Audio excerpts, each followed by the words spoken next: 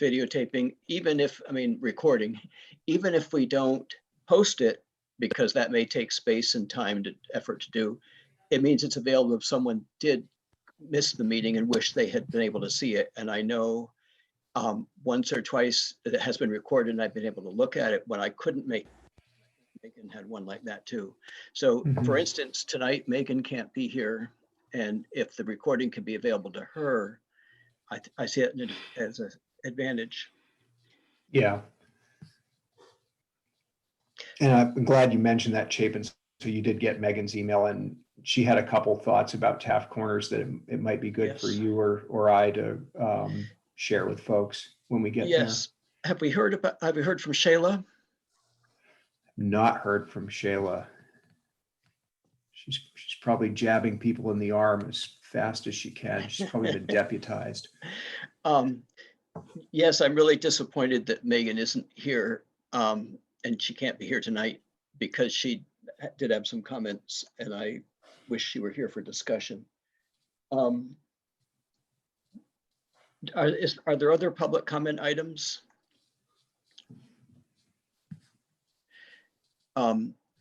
I think that what Matt just said is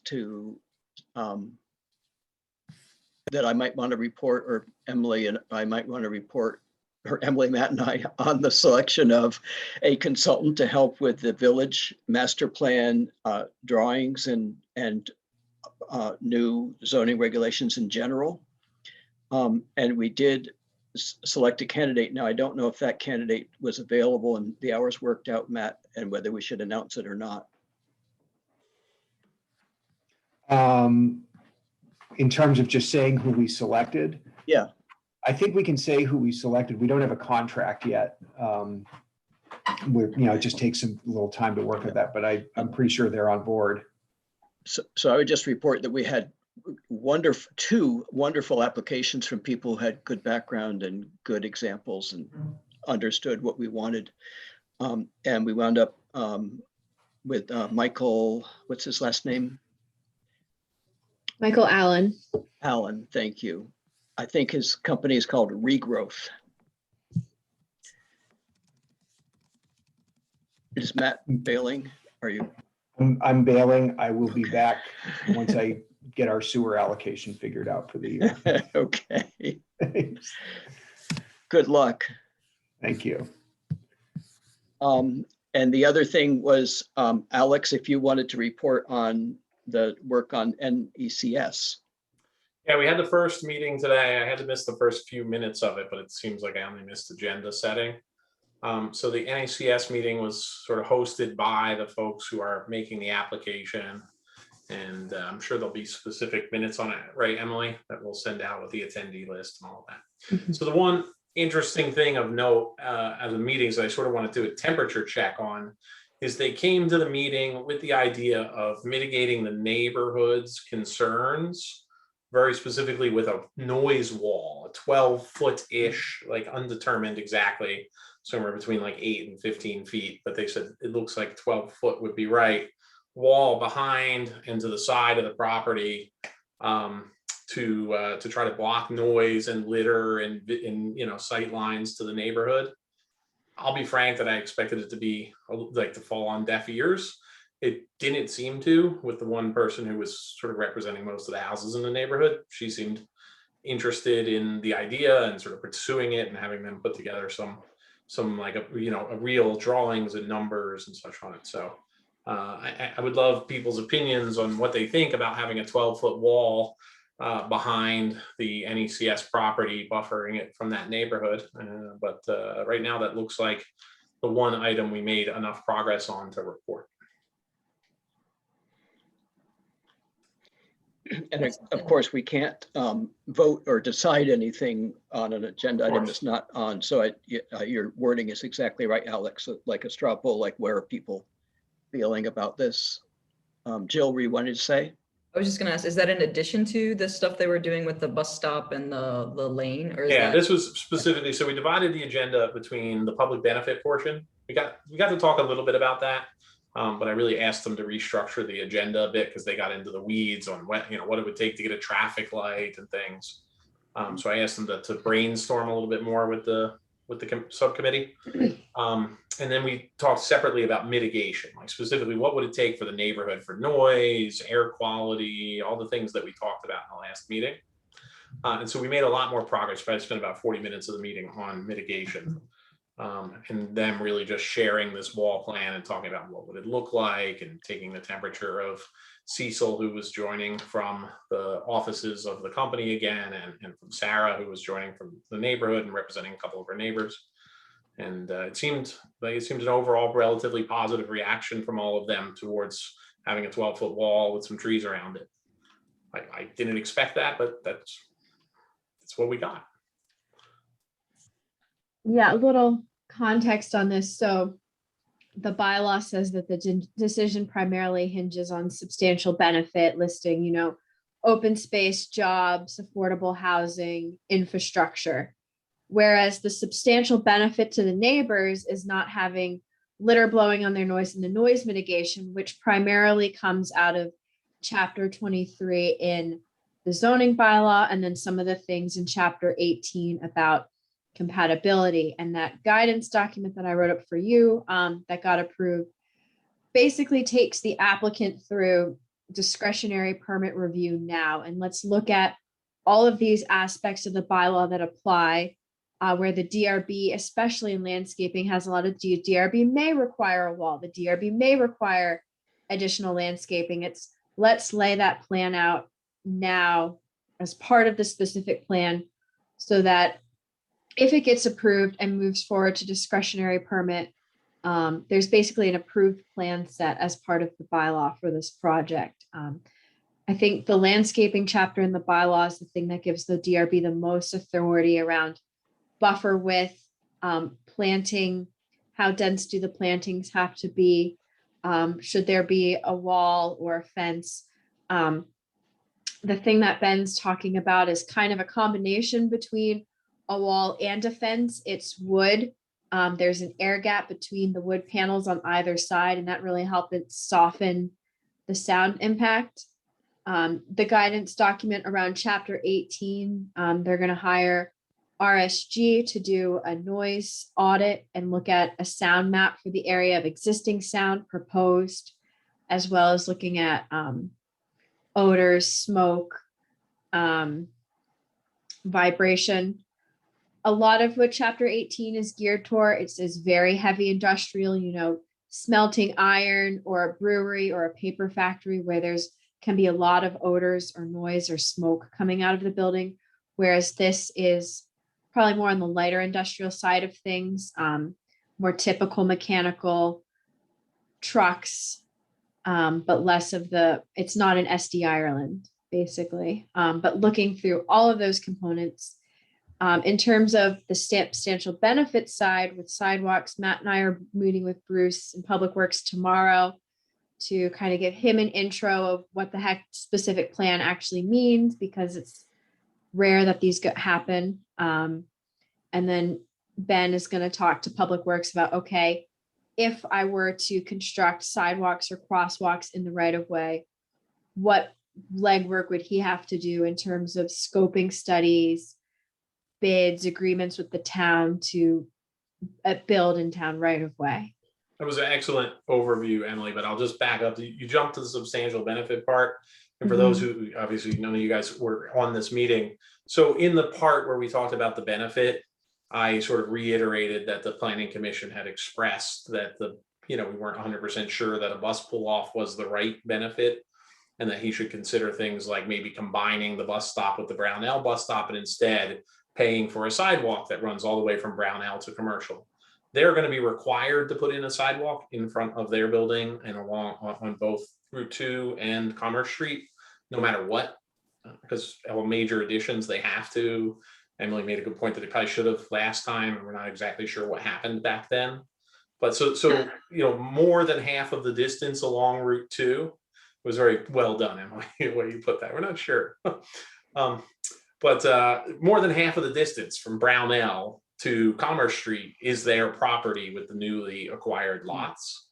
So, I suggested instead of pulling that bus putting a bus pull off there, maybe what we should do is improve the bus stop at Brownell, then put in a full sidewalk. That'll give us a lot closer to having a pedestrian connection that runs the length of Route 2. And so when Emily mentioned right of ways, what we got into discussing, but we cut short so we could start talking about mitigations, was whether the V-Trans, like they're not V-Trans, the state like highway right of way that runs along those residential properties is wide enough to fit a sidewalk, so that we don't have to go and negotiate with those two houses that are on the corner in order to put a sidewalk on that road. So if that was the case, we would have a right of way all the way from Brownell across that property and down Commerce Street, have the ability to put in a sidewalk, and then we could just have them put the improved bus stop in over on Brownell. And then you would actually have something that's starting to, feel a little more complete, if you ask me. Obviously, our goal is to brainstorm that and bring it back to you guys, and we can all vote on whether that's actually complete, but that's the direction we're kind of heading. But we're one meeting into like 6 here. Thank you, Alex. And I'll just give you the feedback that starts to approach a substantial benefit in my view. A full sidewalk or rec path combined with a upgraded, with a facility, probably including a pull-off back at Brownell. The Green Mountain Transit would prefer that the stops not be right at intersections, because you wind up having the problem of people trying to then go around the bus who want to turn right on Brownell and so forth. But I would work with if they worked with Green Mountain Transit. And I think as V-Trans, I don't think that the town actually has anything to say about that, except on Commerce Street they would. Is that right? Right. So the lines I'm drawing on the map, the yellow is what they're required to build. And, this portion of yellow here, I think they should have been required to build when they put the building in. The way staff reports were done back then could easily gloss over entire chapters of the bylaw. These are the two new lots that they owned where they could extend a sidewalk all on their frontage. And then something for Ben and V-Trans to talk about is, could that sidewalk be done entirely in their right of way here, or would these two property owners have to be involved? Yeah. Yeah. And so, Emily, will you draw where the wall would be, maybe, for people, since you have this magic marker? I will Literally use the magic marker. Yeah. So the wall would be probably along here with some landscaping on the exterior side. And this is where the new parking area and access would be. And the new building would be kind of like there.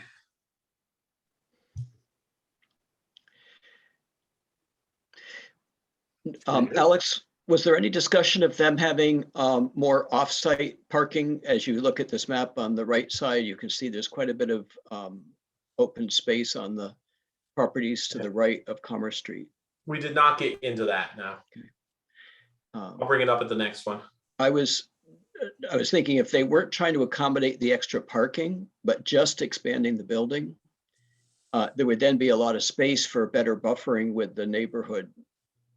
And this is just me thinking. Yeah, that thought makes sense. I understand what you're saying, right? If you used more of the room against Commerce Street there to make like a third row of parking or something, right? Yeah. Yes, or across Commerce Street where there are, I think they're already using the lot right straight across, and then, but then just south of where your pointer is right there. I don't know if that lot is used a lot. I don't know if they can make agreement with other people to have some of their parking. But that's just more personal opinion, because I would have expected them to be proposing a berm with a wall and trees, because I really feel like there should be a berm as well. It seems like they're their opinion is a berm would have to be so wide in order to be tall enough to be useful that a wall would just be sufficient. Yeah. Like, because, you know, if you put a berm under a wall, then you're talking a 6 foot wide space with a wall in the middle, whereas you put a wall down, it's pretty easy.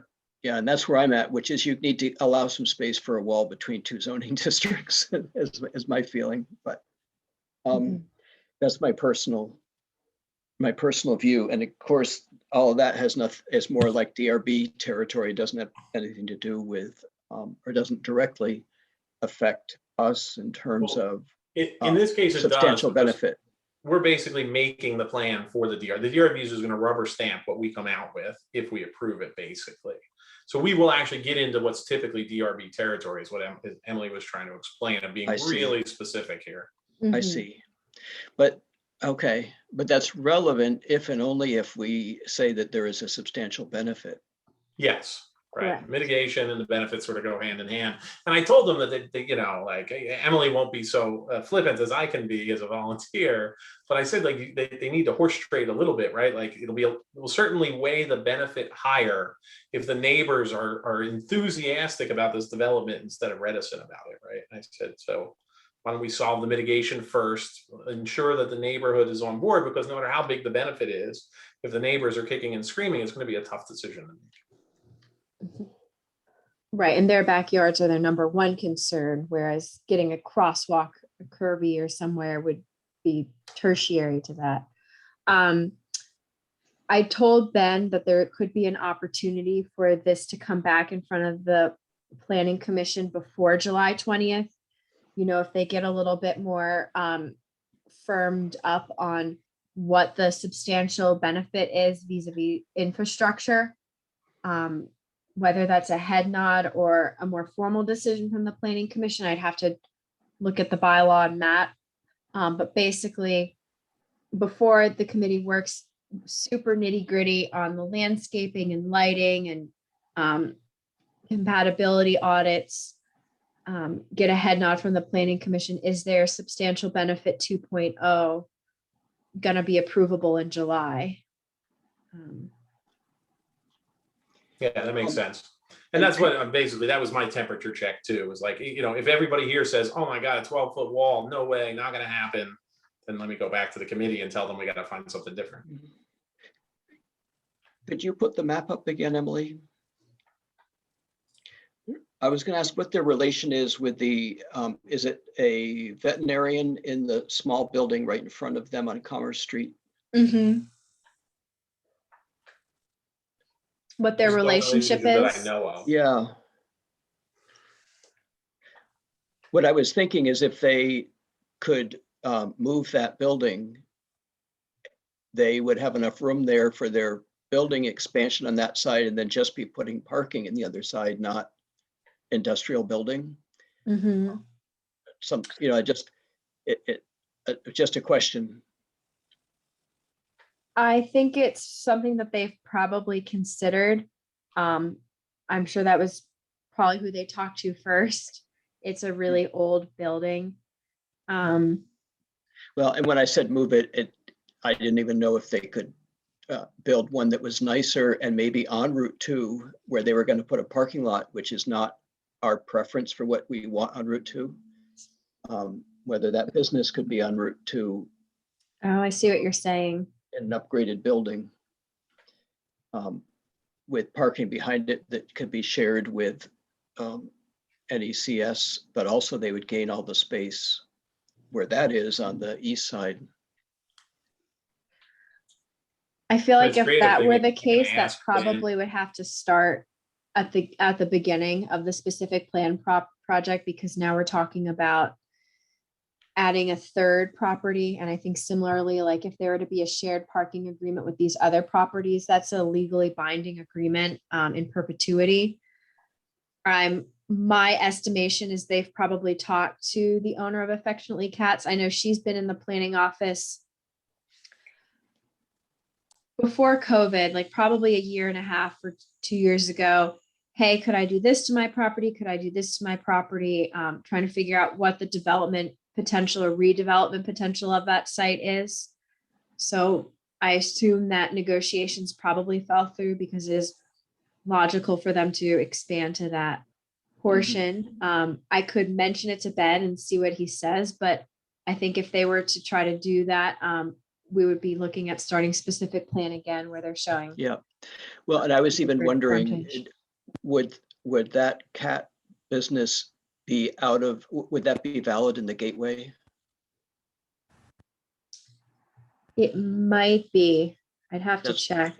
I was just wondering if they wouldn't need a specific plan if what they put in the gateway was a cat vet and not an industrial building.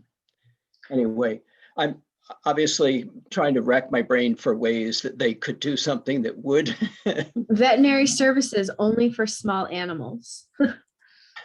Well, there you go. So I think no cats- fat cats. I was gonna say no big cats, just little cats. Okay. Thank you, Alex. Any, Ron or Kate, did you want to give any indication to Alex of your thoughts as he goes forward, sort of negotiating on our behalf?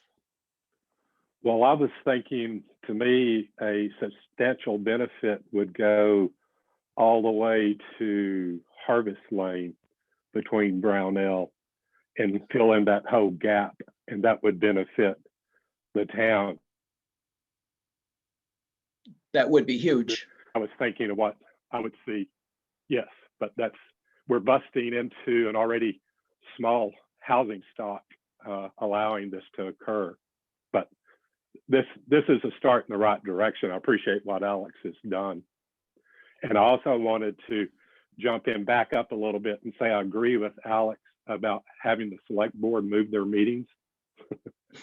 Because I'd like to go to I was suggesting we moved, but you know, Matt wants to No, fight that I'm battle. blaming He can you fight in that case battle. you're leading the charge here. And then I want it to be known for the notes that I did not suggest the select board. Okay. And then Chapin, I wanted to, I didn't know if you had made it into a motion that we would start recording our meetings. I think is an excellent idea. So that's what I had been storing in my head while we were discussing this. Thank you for weighing in on those other points as well. And I didn't see anybody objecting. And so I would assume as chair, I can request it. One last thing. Yep. Emily's marking tool she's using tonight, when do we have an in-service so we can all do that? You should be able to do that. Like when I screen share, the annotate section should pop up on your toolbar. It might be under the more. I might have to put my glasses on.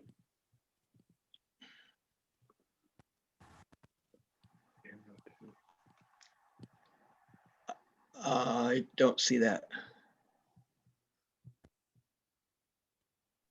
Okay. I think only the it's under host view has options that. at the top of my screen. Okay. Oh, wait a minute. Let's see. Yep, participants can annotate Oh, on yeah. shared content. Oh, look at Okay. that. Look at that. Oh, yes, I'm doing that. Where Woo! are people finding this? So in the three dots, on mine, it's in the top under or view options. There's a drop down for I view never options. noticed that. There we So go. I always thought annotate was not viewing, but so there we go. Yeah. Woo! Nice. And that actually reminds me of another thing that should go in this point because we don't have it somewhere else, which is Melinda Scott's work getting a mapping tool in our hands to help us with official map project. Mhm. And she made a great tutorial and it all made sense. So far I've only tried it on my iPad and I can't get it to do anything. Mhm. But I didn't know if it's because it wasn't ready or because I was using an iPad and I haven't tried it on my computer yet. Did folks see that, what she had done? So in the email for this meeting, there's a link to a tool and a link to her video. Where is that? Yeah, it was in the email at the top, not in the agenda. Yeah, let's And see. so, Oh, okay, it's there.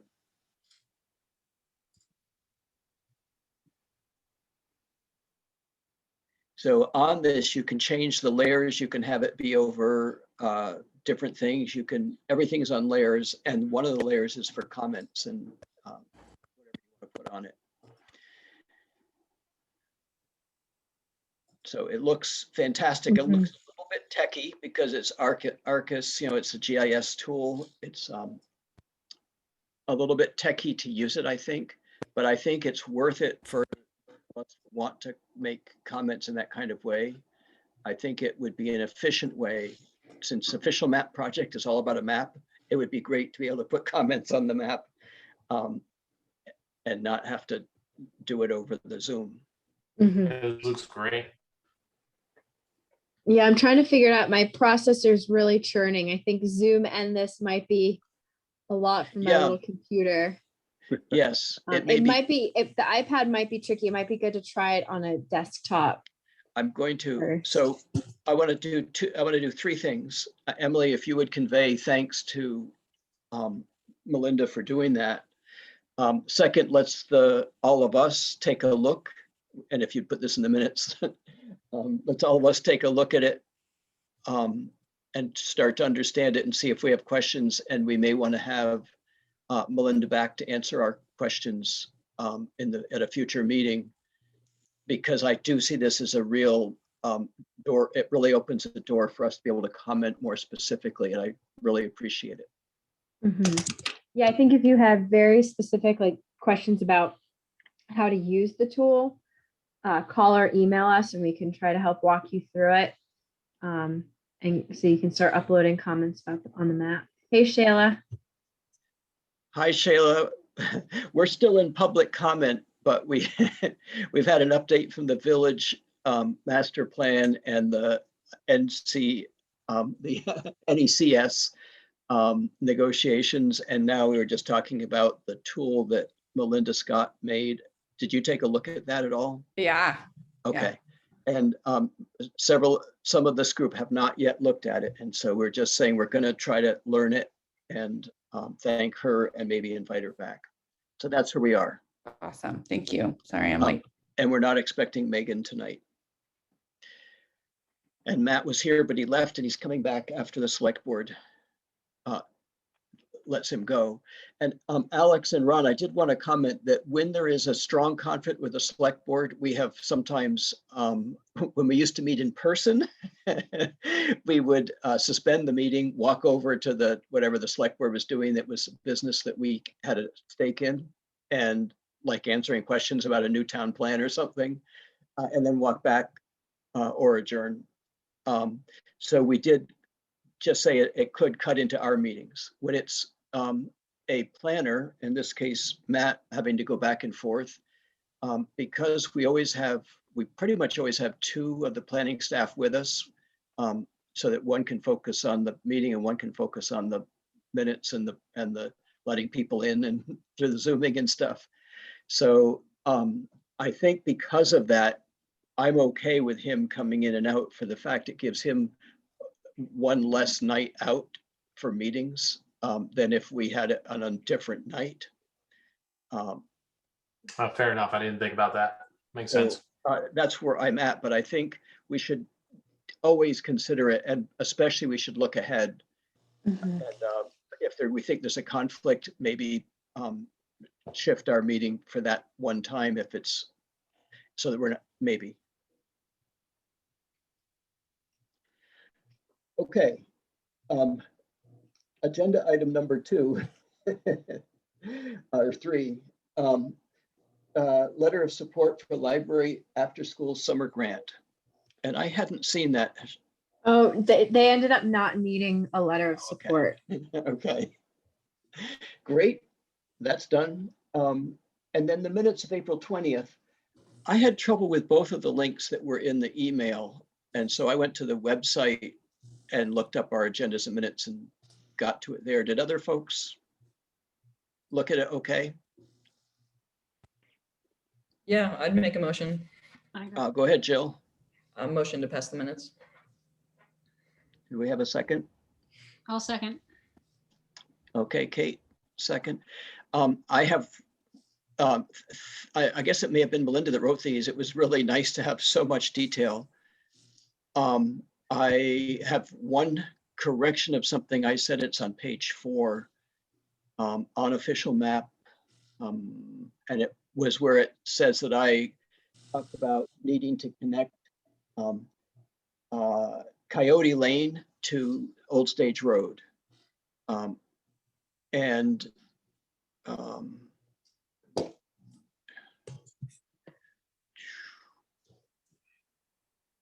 there we go.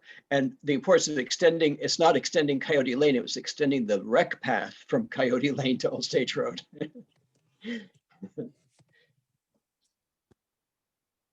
In other words, continuing east without having to go through the South Ridge streets. If that's okay with you, Jill and Kate. Any other comments on the minutes?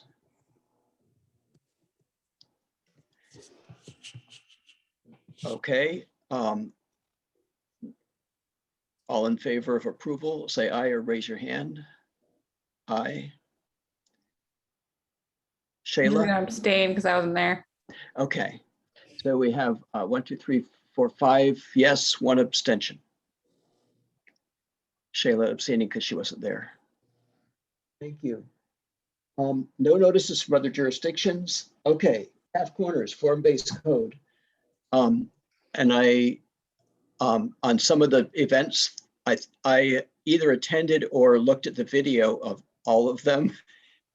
And I saw lots of you on there, lots of the time.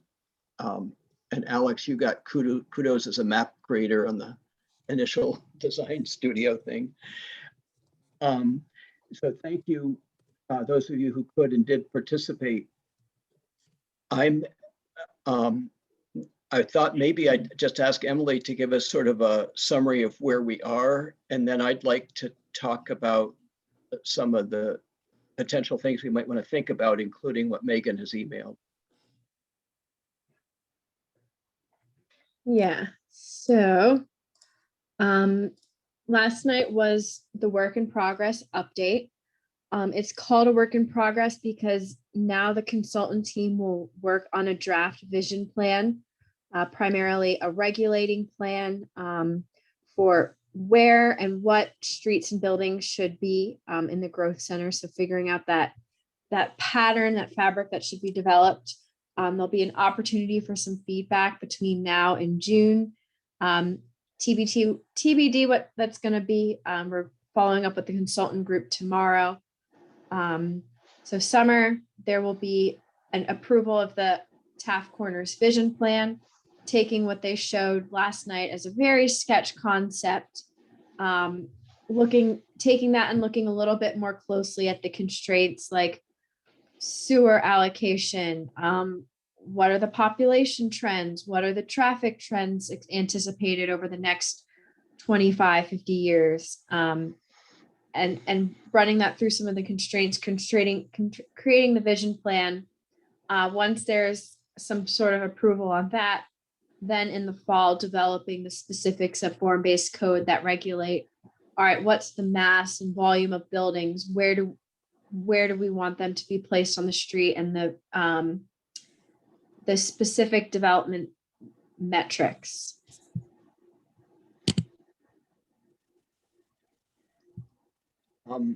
And can you pull up the plan?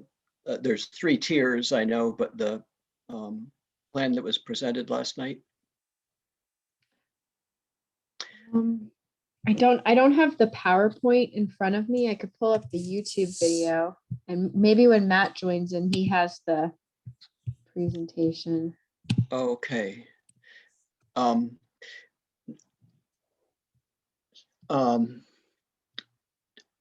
Anyone else want to share information about this? Go ahead, Ron.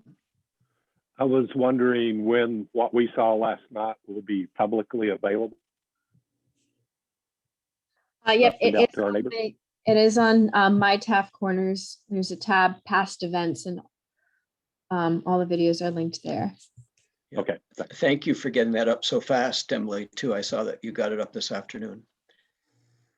I got it up last night because I was Oh. like, I'm not going to be able to sleep after that Zoom meeting, so might as well get it done. But your notes about it said that what minutes to watch out of the hour and a half, or hour and 40 minutes, which was nice. Anyone else before I launch into some about the content? So Megan's email was that the thing she got the most excited about, and I know this came up in her, I think in her subgroup on the design night, was having a Main Street feeling to Route 2 between Finney Crossing and Shaw's. And she felt like it was dismissed by the consultants.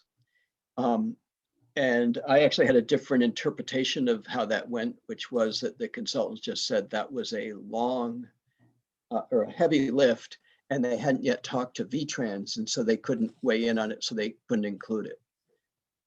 My feeling was it wasn't a dead subject, but it was requiring conversation with VTrans. However, because it's a heavy lift, it would be less desirable in some ways.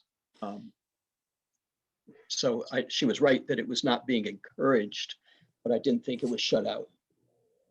Is that the way anybody else who was on last night felt? I felt like they were saying it's just a lot easier to achieve the same thing on Wright Avenue and Trader Lane because we control our own destiny fully. So I think they were dismissing it, but I think they dismissed it with a better alternative, to be frank, somewhere that we don't have to negotiate with the state to achieve the same goals.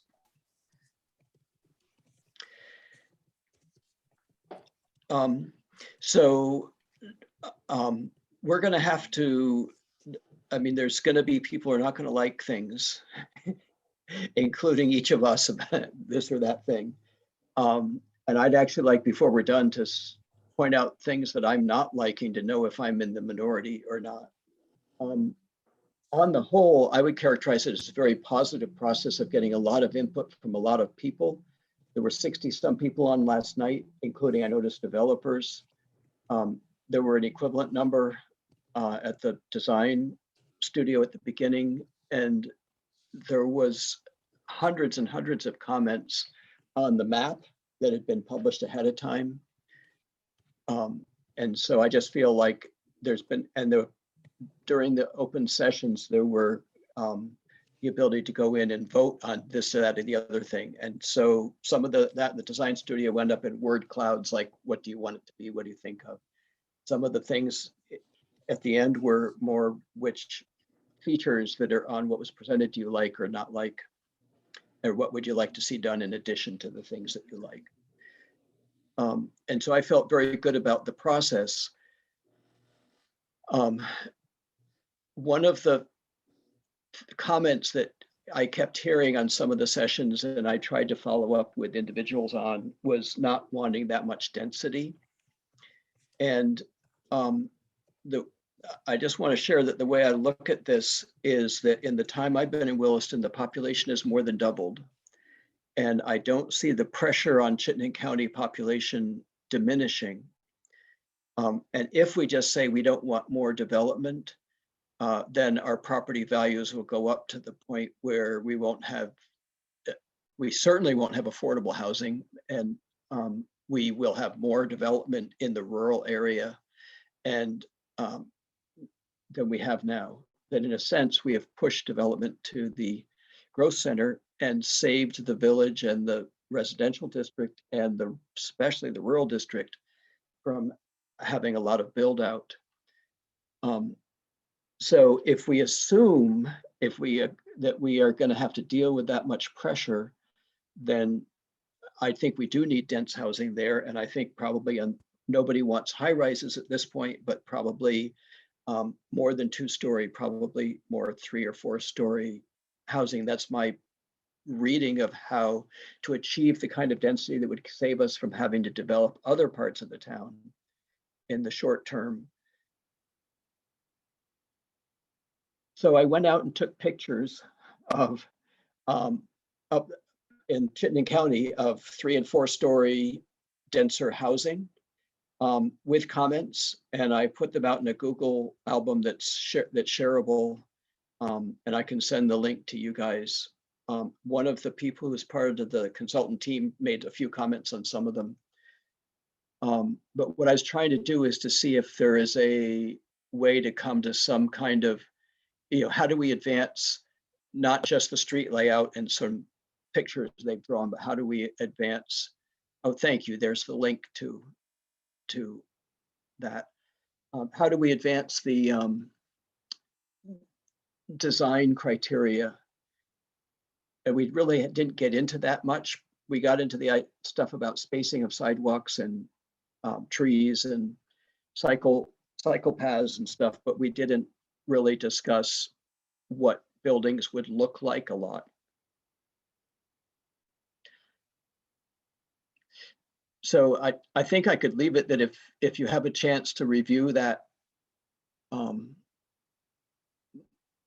that album, that Google photo album with comments, and you can add your own comments too. The link allows you to do anything. You could add more pictures too. That would be great. The other thing is it's a big mouthful of planning intent. What's going to be in this vision, and people who were participating in the moment, I think were pretty positive because they could see ideas they had in there. But I think it's going to be a tough row to hoe in the long run to be that specific about what we want as a town. And they even included suggestions for things they want to change about what currently is happening at Cottonwood. Buildings that aren't yet up, but are in the plan. They had some suggestions of changing. There were some townhouses as part of the Cottonwood plan that they think should be apartments, and move the townhouses a little farther from the center of this core district, and some things like that. So, Emily, is there any chance of pulling the map up? I'm not seeing people sort of raising their hand or wanting to talk, and so I'm willing to keep sharing my thoughts if we can. And Chapin, I But have I'm not been happy to able to talk, watch Jay. the video, Emily. I did really appreciate you giving minutes, and I will do that, but I have not seen that yet. Chapin, I'm happy to weigh in. I didn't know you were looking for comment. Go for it, Alex. Sure. I share a lot of the concerns about the density and nature of what they came up with. I am highly skeptical about almost all of what was delivered, to be frank, especially the idea that we're going to put 2 to 3 story residential buildings in between Chili's and Ulta and Route 2A, right? Like, we're going to get rid of the only parking lots that are consistently always full, and put residential buildings in there, multi-story parking garages. Like, I don't know. I think we can encourage a certain level of density without needing to go to, say, putting more housing between the current buildings that were just built on Cottonwood Crossing and Route 2. Think about those new buildings in Cottonwood Crossing. They want to actually stick another apartment building in there. It's going to be shaped like a pizza box. Like, I was thoroughly disappointed with the plan across the board. I'm glad I asked. I'll jump in, and I was glad they mentioned stormwater, and Yes. we need to relook at our stormwater system, and Yes. instead of having a bunch of ugly little ponds catching construction trash, maybe have bigger ones.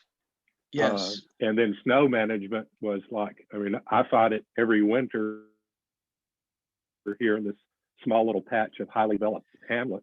And then zoning enforcement is still not addressed in all of this. I kind of like the pictures.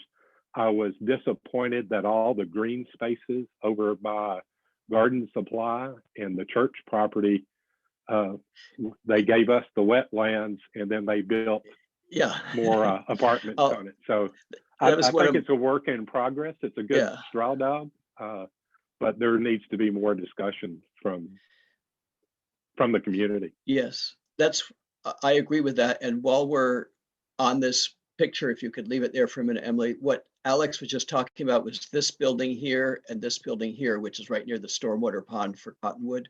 This is Route 2. Domino's is right over here, and the Taft Farms here, the fire station's right there. Just to help orient you, this is the square in the middle of Maple Tree Place. And the line I drew here is just showing one of the ideas that came out in the design studio that I really like is that there's green space up around the stormwater pond. And if you diagonally come southeast, there's the green. And then if you make, this is now all parking lot. If you make some of the parking lot green under the high tension wires, you could have sort of a walkable thing, maybe with some features coming down there. And then you wind up at where the water tower is and the Burr Oak Hill. And they were saying, put a feature on here of a tower to go up in like a lookout. And these are showing paths in a park. So this is a case where I really like the idea of greening up some of the parking lot, which is not normally used. I agree that it's weird to put narrow residential buildings along that as well. The gray buildings here are existing and the brown are suggested additions. But I really like this diagonal thing. I really like the pedestrianness of it. What I don't like is that they put housing between that Burr Oak Hill and the interstate. And to me, this natural area should extend out all the way.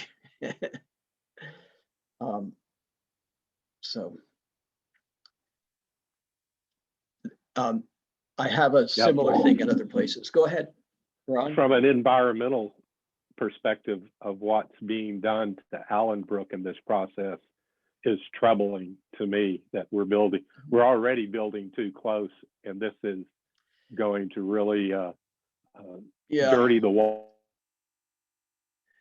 Well, and by the way, I'll draw with blue here, that the dark colors here are the the waterway buffers. Do you see what I'm saying? Whoops. Yes. So they actually, if we can see a line of trees, and they had this idea that some of these greens would be able to look out at the mountains through them and stuff. So they inserted these narrow greens, but that row of trees is actually significantly away from the wetland buffer because they were recognizing you needed some upland to go with the wetland for it to function properly. So I actually was impressed that they held it back from this wetland, but not that they that they didn't leave the space between there and the interstate, because to me, it's also not the best housing when you have interstate traffic, both from a perspective of breathable air and noise. Oh, yeah. But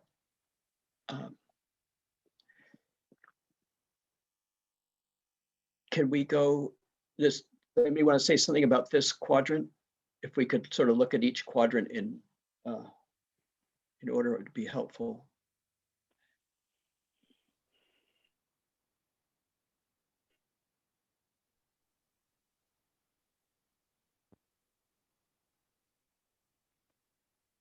I mean, I thought this one made the most sense personally, like extending Cottonwood residential out here, like made a ton of sense to me. It's the stuff in the middle around on Route 2 and on Route 2A. I just think it's a very the idea that like we're gonna put tree like within 2 feet of the edge of Route 2A and an apartment building. There's not going to be anywhere to plow. Like, there's no way like VTrans will even say yes to that. And if we do, those trees will be dead in a year. Yes. Well, so let me just orient people to what we're looking at here. Here's Route 2A and Taft Corners. Its junction is right here. Friendly's is right here. And here's the Stormwater Pond and Shaw's. And the Cottonwoods Finney Crossing is up here. So Alex is talking about these brown buildings that are the infill that they have suggested.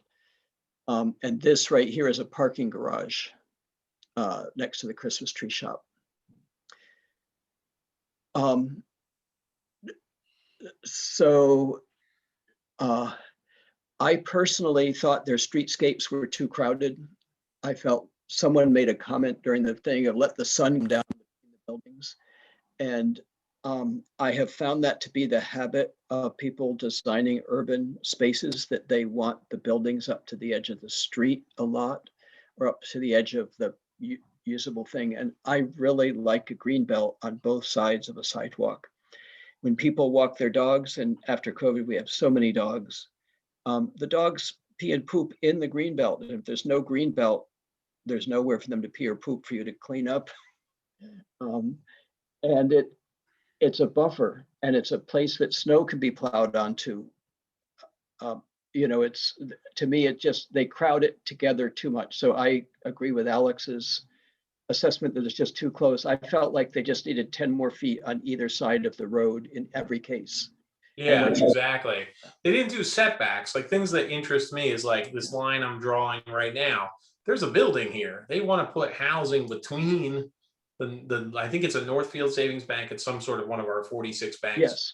And Yes. they want to put housing between that and CVS on the curb. Like, Yes. it's just they did the opposite of setbacks, which is fascinating, because one of the first meetings I was in with them, I mentioned the setback requirements, and I got Yes. an amen to that. Like, literally, their team was commenting on the one-on-one session I did about how important that was, and then they didn't do any of it. Yeah. Yes. So, yes. I almost thought they were thinking that the bank might want to be replaced by this building, but and that's something we should talk about. This is Connor Way, and it becomes Wright Avenue. Is it Wright Court? Yeah, Wright Avenue. Right. And they're proposing, right now it ends here, and this is Merchant Row. They're proposing that it be extended over to the new Trader Lane. By the way, at the top of this picture, that little red thing in the triangle of the intersection is the Taft farmhouse that's now over on the western corner, being moved to there. So it's in a more visible space in front of where now is Friendly's. I'm not sure about that. Yeah. But you'll notice it's definitely a grid street feel. Basically, they're saying this is the core of the downtown, of the dense part. What you're seeing right now is the core. This plus a little bit to the west, over to Trader Lane. And so basically from Cottonwood over to Trader Lane, and here, now we're there. Good. Thank you, Emily. So right now, Wright ends right there at Merchant Row. And this is Connor Way, and there's the Stormwater Pond, and Friendly's is here. So this whole road here is new, and it comes out, this is Hannaford, this gray thing at the bottom. And so this is the continuation of that road that goes into Hannaford with a green, one way around the green, and then extending up to beside the Texas Roadhouse.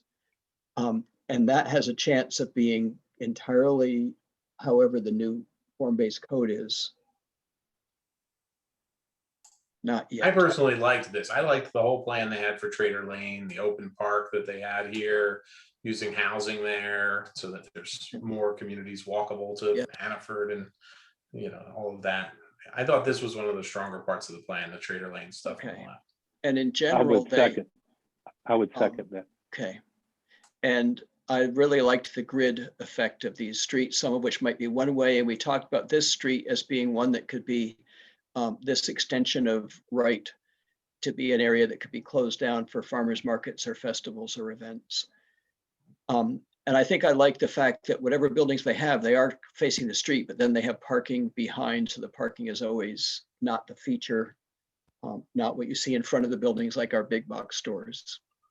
Did I hear them say that buildings were aligned to pick up views to the west and to the east?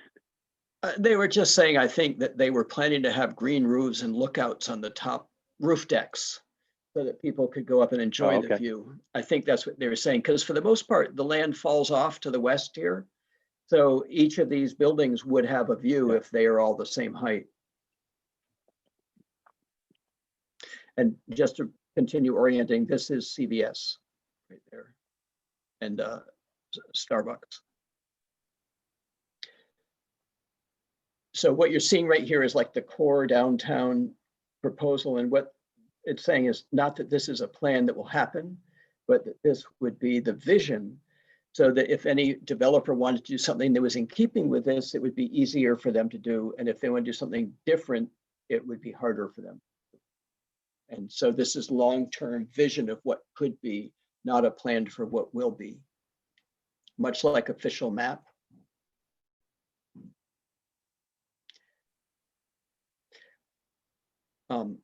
When Matt, what were you saying? Not yet about?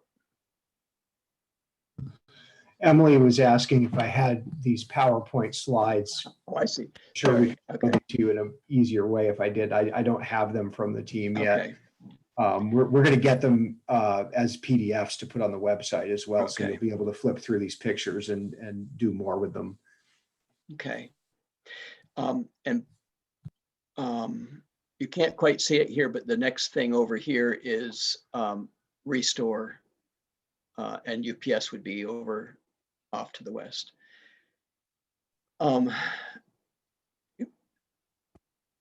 If you can get an earlier view, Emily, where we, oh yeah, and they also had it in stage. See, this says stage 1. So this part is good. I thought they said, you know, if you, right now Trader Lane is not built, it's developable. If you want to focus on that, here's what you do in stage 1. And you make the streetscape you want by setting a form-based code that will determine this bit of development. And that looks real doable.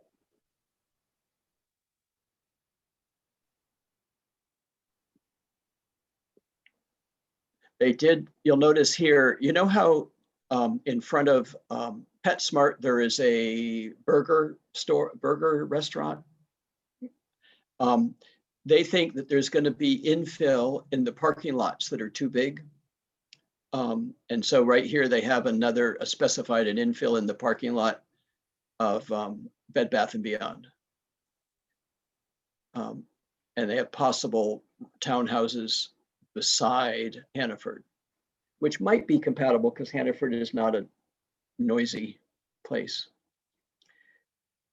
And this little place here, they actually want to put a coffee shop in it, so it would sort of anchor this green.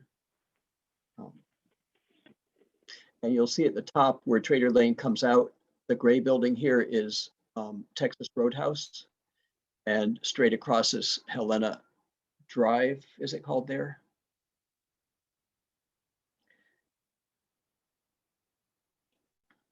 So can we find one that's more to the southwest, but it would be later on, Emily, because this is stage 1. If we could go to, well, actually, there's this another stage 1 thing. I want to second Ron's comment. Where are we there? Oh, that's, I think this might be stage 1 for Cottonwood Crossing. So they do have these additional buildings Alec was talking about, sort of out front, and then adding some more housing towards the back.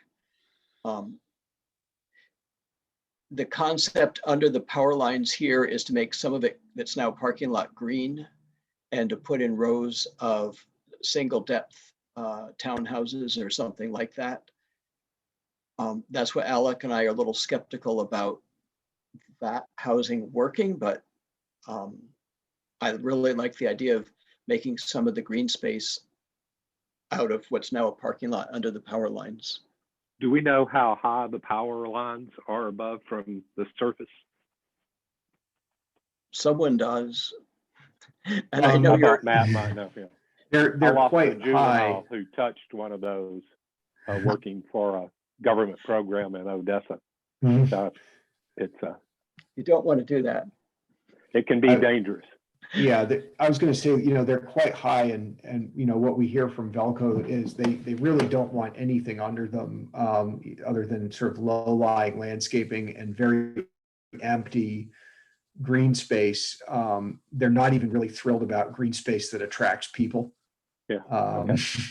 And so we've heard that from the folks over at Finney a couple times in terms of what they are and are not able to do for landscaping and park development when they're contending with this right of way across their land. What's the feasibility of burying those lines? I've heard people comment on that, and it's kind of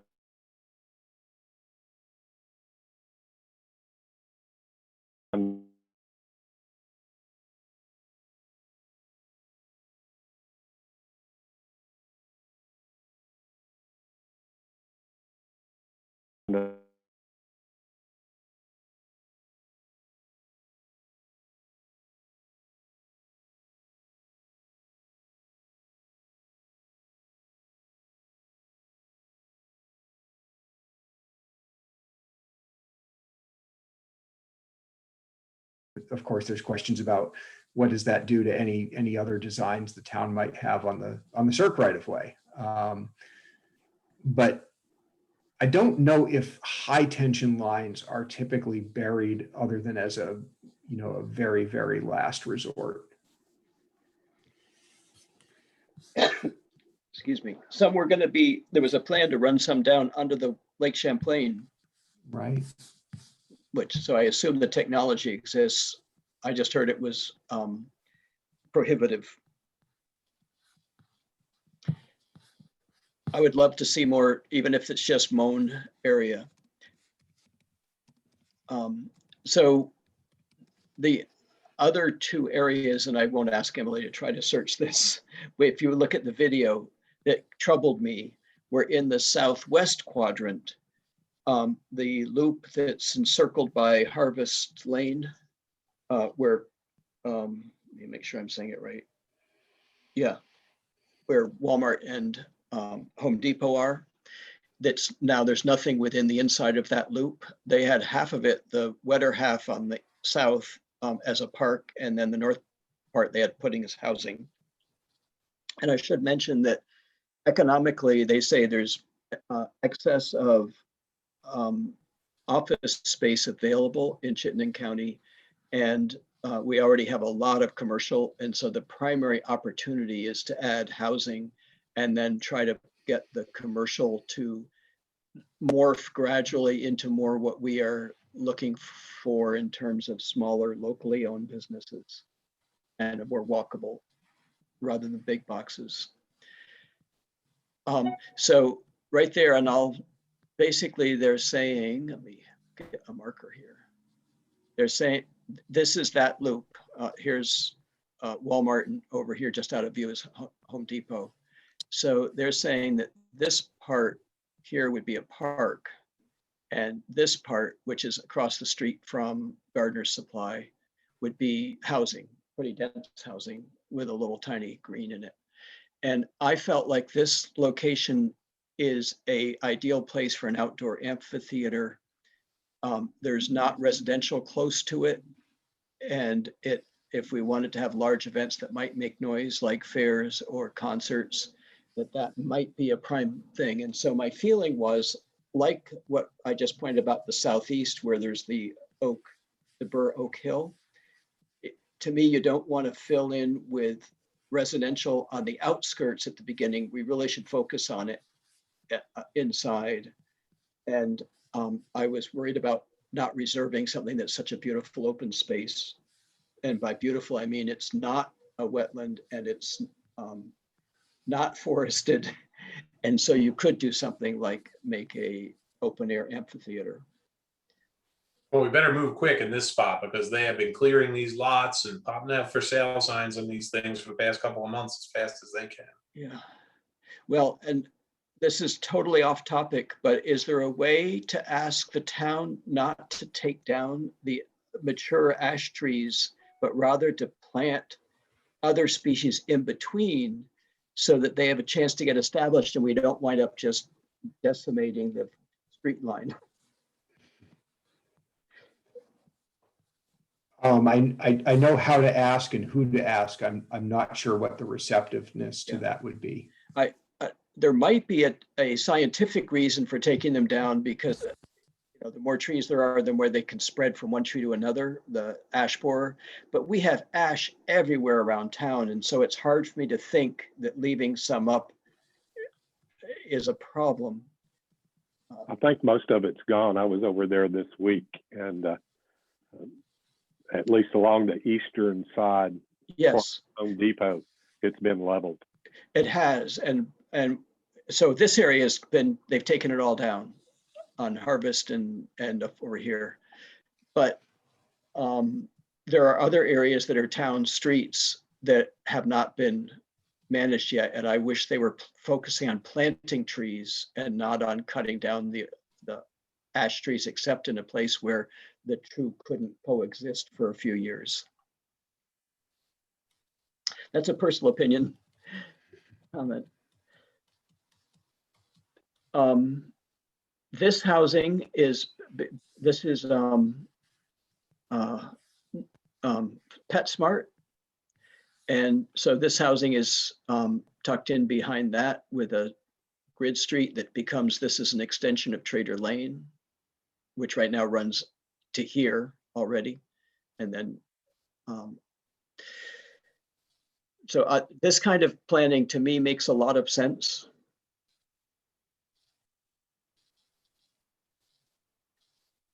If we want to do the last one that I had a comment on, Emily, if you can get to it, it's up in the north in the Alliance Church area. And I think I'm seconding what Ron said. They had a stage one plan to put some housing in there. And that surprised me because it pretty much determines that that's going to be housing in the other phases as well. That's phase one housing. And then this area here, they're saying would be a park, and it includes some wetland. This quadrant is already full of housing. That's there's very little commercial. There's mostly housing in this whole part of our growth center.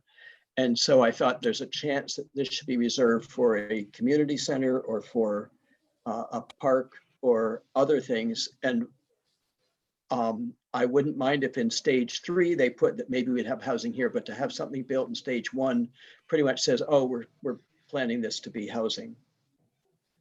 Because then in stage 3 they have more housing filled in all around this.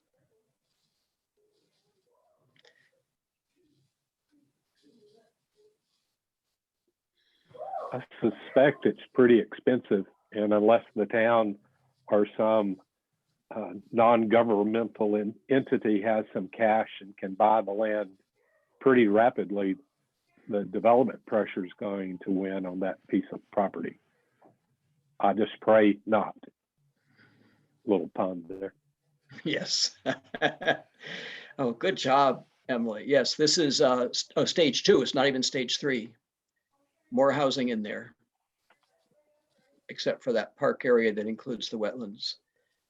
And they tend to do this thing where you have the narrow greens and they're pointing east so you can see the mountains off the end of the green, which is kind of nice. And these are townhouses or row houses, as you might be able to tell, against the street with a garage in the back and a little yard in between, and you access them by car from the back.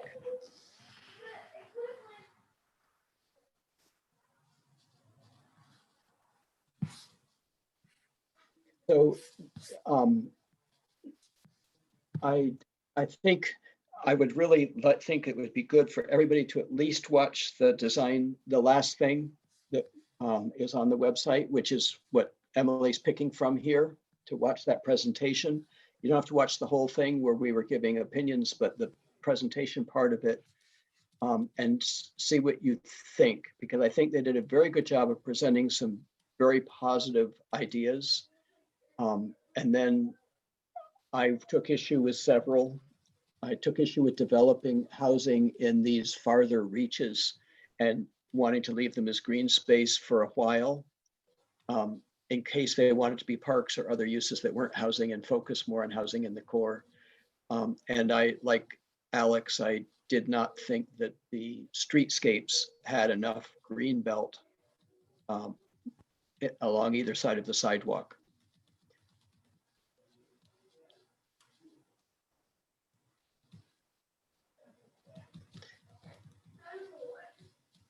Of course, I also think that if we start to make it so you drive once and then are pedestrian when you're in this area as a destination, that we probably are going to have some kind of shuttle service by electric automated vehicles. I'm trying to get more participation from you guys.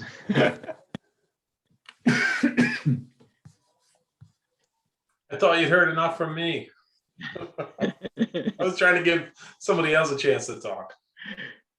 Sorry, I haven't watched it yet, Chapin.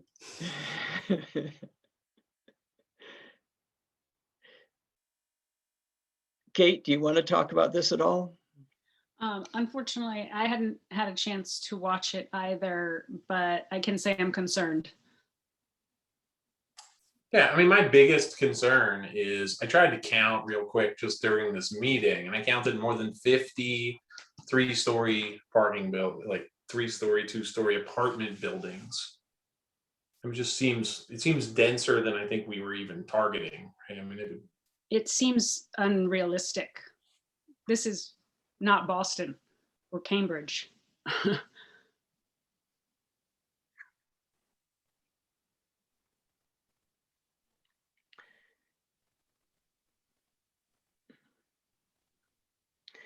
And I guess I'm with you in the sense that I think we do need that kind of density in the long run, but I'd like to see it right in the core for now, until we know that we need it in other places.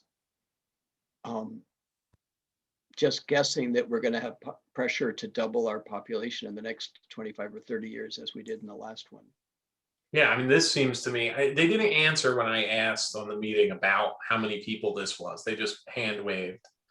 And it feels like the kind of math that they should have done, right? With like, you know, I don't know what this is, but this looks to me like turning it into a town of Burlington size. I mean, 50 2 to 3-story apartment buildings just in the growth center. I mean, that would a lot more than double the population of this town, I suspect. Yeah, I think they would say that that's the potential places that you could have an apartment building of that size, and the ones that would actually get built would depend on a builder and a plan. And so you say this is a place it would be okay to do that. It's not what you expect to get. Except on a brand new street like Trader Lane, where it has not already been developed, and it's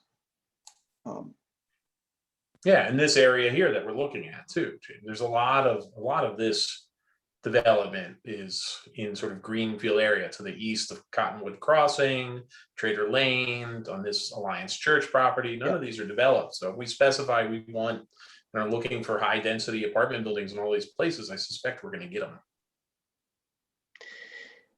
I don't know, Emma Flea, if you can pan back to where they had the sort of zones, and that the power lines are a white line going diagonally through. Oh, look how quick you found it. I think it's worth sharing that these sort of zones they talk about, there's the northeast quadrant that's already mostly Finney Crossing residential. There's this purple area that's Indian Ridge, which they said, and then the school, ABS Albrook School, was also in the growth center. But they said we're not counting anything east of Allenbrook because that's not. So they're only looking at the rest of this, and they're saying this is already residential. This is now being developed. I don't know if can you see my instrument, or do I have to draw it to see? On the annotate bar, you should have a mouse one that you could try. Oh yeah, let me do that. I'm sorry. So this is Cottonwood Crossing, and so that is being developed. This white line, by the way, is the overhead power lines. I don't know if that one's working either. Oh, you don't see that? Yeah, I think you really need to clear your drawing and then just draw. I think it'll Okay. work a lot better. There's a clear button on the annotate bar. And then if you just draw some lines, it'll be a lot easier to see. Okay. So.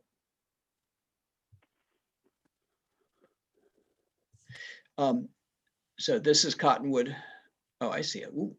Let me go, I'll go red. And then here's this green stuff here is what we were talking about with the oak. Actually, the Oak Hill is right there. And then right here is what we were just looking at with Harvest Lane Loop, the green part being what they say would be a park, and then the yellow part being what they say would be housing. But then this dark orange part right here, they're saying that's the core. And I feel like they shouldn't be saying put housing up here or way out here or way down here, that we should be focusing on housing in the core to mix in with the commercial to make a sort of a downtown feel to it. I don't know whether it be an Essex Junction feel or what, but it my feeling is we should focus on that downtown part. I wouldn't argue. Yeah, Chapin, again, I do, sorry, I haven't seen the full presentation, but when I talked to them originally, that was one of the things I said, which was that the infill thing, like the idea of trying to create some infill in that downtown and creating a center was, you know, one of the top things that I thought was important and would be helpful. So I agree with that sentiment of focusing housing. And I also do think that they're right, that the housing is the main opportunity. But focusing it there makes a lot of sense to me. Do we have enough sewer allocation? No. And you know, because folks were talking about population, and I think some of the other comments we've seen have been about the relative scale and intensity of what's shown both from this group and others we've talked to in the last 24 hours. I did a little bit of back of the envelope research today, and I'm just going to state some numbers to you. And I'll probably write something up that's a little bit better organized and cited, but I wanted to share, not on my screen, but just share something. I got to get out of full screen here so I can read it to you. But I started looking at population projections for Williston. So the most recent population projections for Chittenden County is that Chittenden County would be about 165,000 people in 2020, with 64,667 households, 2.37 people per household, and that by 2050, Chittenden County would be 183,000 people and 79,151 households, 2.16 people per household. So overall, the county would be projected in those 30 years to gain, you know, a little more than, I have to go from people to households here, 65 to 83, fewer than 20,000 people, and then a little more than 10,000 additional households. So population goes up, household size shrinks, you need more dwelling units to serve the same population. The projections for Williston were that, so these were projections that were made in 2017. The projections for Williston were that Williston would have 9,348 people in 2020. We'll know a lot more about how accurate that number is in the coming months as the census begins to release more granular data, but it's probably pretty close. Those 9,348 people would be in 3,821 households, 2.45 people per household. And the projection for Williston for 2050, 30 years later, was to be at 10,480 people, 4,934 households, 2.12 people per household. So it's parallel to the county, shrinking household size, and an increase in those years between 2020 and 2050 of a little over 1,000 people. So we'll see how this adjusts. Vermont was projected to decline. The only decennial census number we have right now from the 2020 census is the state counts, and Vermont as a state actually grew. It grew by a small amount, but it grew by a little over 10,000 people between 2010 and 2020. And I would anticipate much of that growth was in Chittenden County. Chittenden County actually may have seen a greater increase than the state increase due to migration from parts of the states that are in decline. But, you know, take these numbers for what they are. They're not perfect, but they're probably within, you know, an order of magnitude okay. I then added a couple of multipliers to this and assumed a higher rate of growth. I stretched it out over 60 years to 2080 because I think that's more likely the build out path for everything that you saw in Taft Corners in those drawings. So I assumed over a 60-year path, you know, 2020 to 2080, let's just say the town grows by 50%. So we add half again, as many people as are here today. And, you know, I also said, let's assume household size actually shrinks even more and we go down below 2 people per household. And I end up needing to serve that very optimistic, in my view, population increase projection and household size projection. I need about 2,900 dwelling units. Then I went a little further and I said, what if Williston really took the lead and added some dwelling units to try to make a meaningful dent in the sort of punishing vacancy rate in Chittenden County that causes so many problems related to housing. So I added another 600 units to that to get me up to about 3,500. 3,500 units added to Williston, probably mostly in the growth center over 60 years. Has anybody done the math on how many units a year that is? 60 units a year. It's about what Williston allows under growth management right now. So the question back to the design team is, in those pictures you drew of Taft Corners, did you draw 3,500 new dwelling units or did you draw 35,000 new dwelling units? And or should there be an area of focus? In other words, maybe you don't want to fill it all with sort of very low density, but is there an area of focus? So I haven't talked to the design team about this yet because I want to validate a couple of these numbers and run some of my assumptions past the CCRPC team. I talked to Melinda a little bit about this before the end of today. And Melinda said, yeah, well, you know, when I did a parcel analysis and looked at redevelopment of some portion of the commercial properties in town and development of the greenfield properties, I came up with 3,800 dwelling units under more or less existing zoning.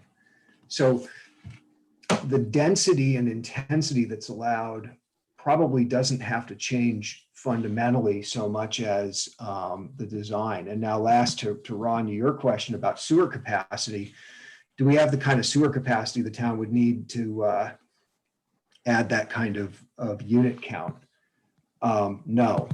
So looking at sewer allocation to support that residential build out path, you need about 7,500 gallons per day every year from now until 2060 to sell into the residential market.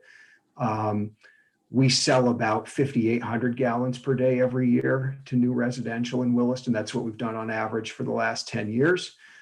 We can do that not for another 60 years. We can't do it for another 40 years. We can do it for another 23 years. So sewer capacity remains the great limiting factor in all of this. So without a really fundamental change in what the town has access to for sewer capacity, you end up being able to build some, relatively small, less than half portion of the vision. And that's assuming the vision showing a number of units that is closer to my estimate than, my guess that it might be a lot more. So a whole bunch of numbers. I'll put it in a memo once I believe those numbers a little bit more for myself. But that's kind of the short story on residential capacity in growth center. Yes, Shayla. So Matt, when you say sewer capacity, is that literally the pipes in the ground? Is that the system that we have, right? Like what does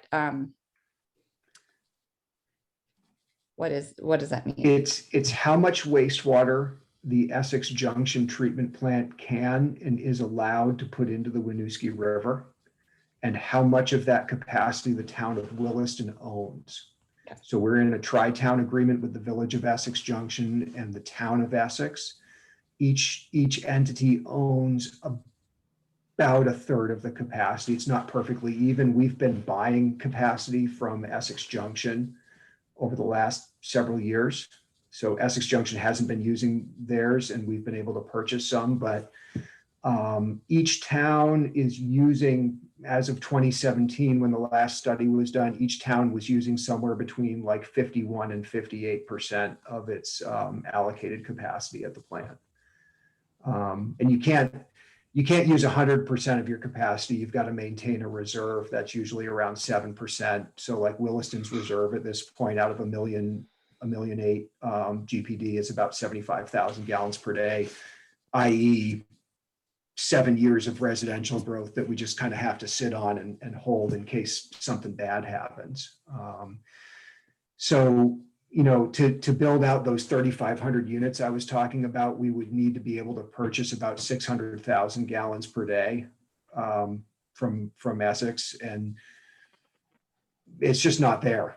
It's not Right. there to buy, and it's unlikely that plant will be permitted to expand. Because it relates to the total maximum daily load, I believe, of phosphorus that's allowed to go into Lake Champlain. It's either nitrogen or phosphorus. It's a nutrient limit. I might lower. And- So the next question then would be, I loved all that math. Thank you for doing that. That was helpful. This is also assuming that all of that development only happens in the growth center, which we know is not actually the case. And so I think that sort of even without knowing exactly what they had planned out in all those stages, Chapin, to me, that reinforces the message of having trying to focus the energy on the whatever we were going to call it, the core.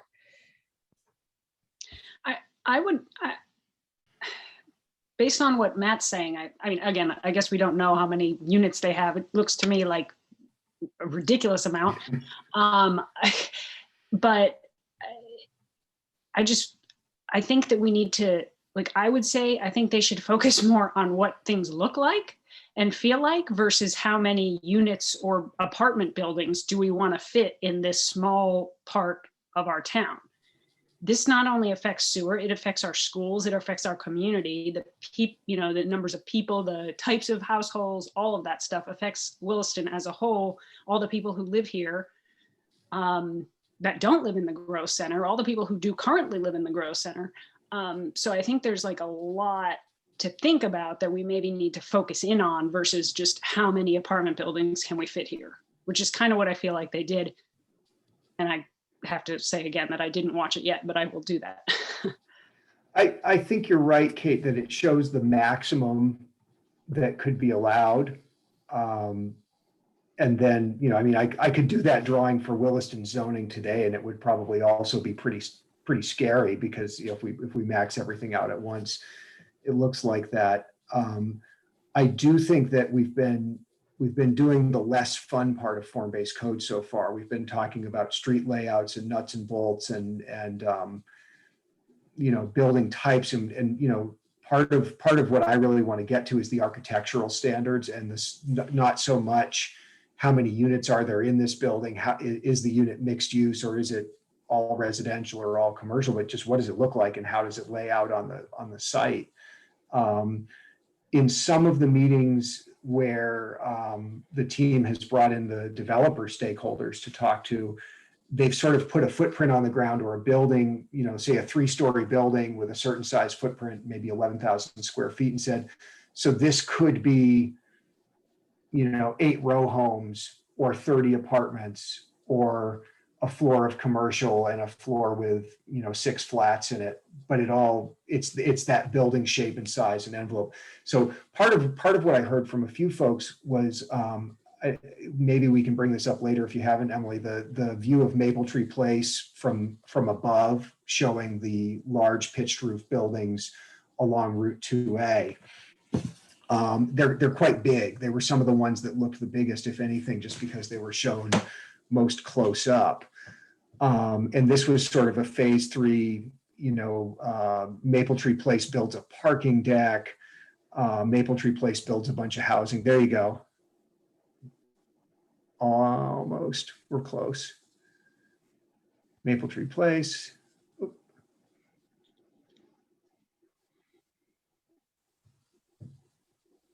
So there's a sort of an oblique view coming up there. You were close to it. Back across 2A.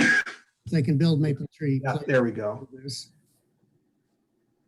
Now this is civilizing 2A rather. And we don't pretend to say you could do this until or unless the town were to take over this portion of 2A and try and treat it as a street for people and cars, not just a highway. But notice these buildings, here's the parking structure behind, wrapped inside the building. I will say, notice the solar panels. Given more time, we will draw more solar panels. There's so many possibilities. And there's an idea that they would be used to I help. don't think we need to listen to more of it. So where is this exactly? Like, what's behind it? Can you make out the Christmas tree shop door? Oh, good. This is the parking lot next There's to the Christmas movie Tree theater. Shop and Ulta. They think that they're going to wipe out all of the parking in front of Ulta, all the parking in front of Christmas tree shops, most of the parking in front of Starbucks, and replace it with a 2-story deck behind these 4-story apartment buildings, across from these 3-story office buildings or apartments or whatever those are. Well, what about all the people that live there now? And then all the people, like you said, No, Alex. You're looking east. There's Mount Mansfield. There's Mount Mansfield up there. So that's This is Best Buy. Yeah. Right. You're in the But Starbucks parking lot here. yeah, but that parking lot is usually quite full.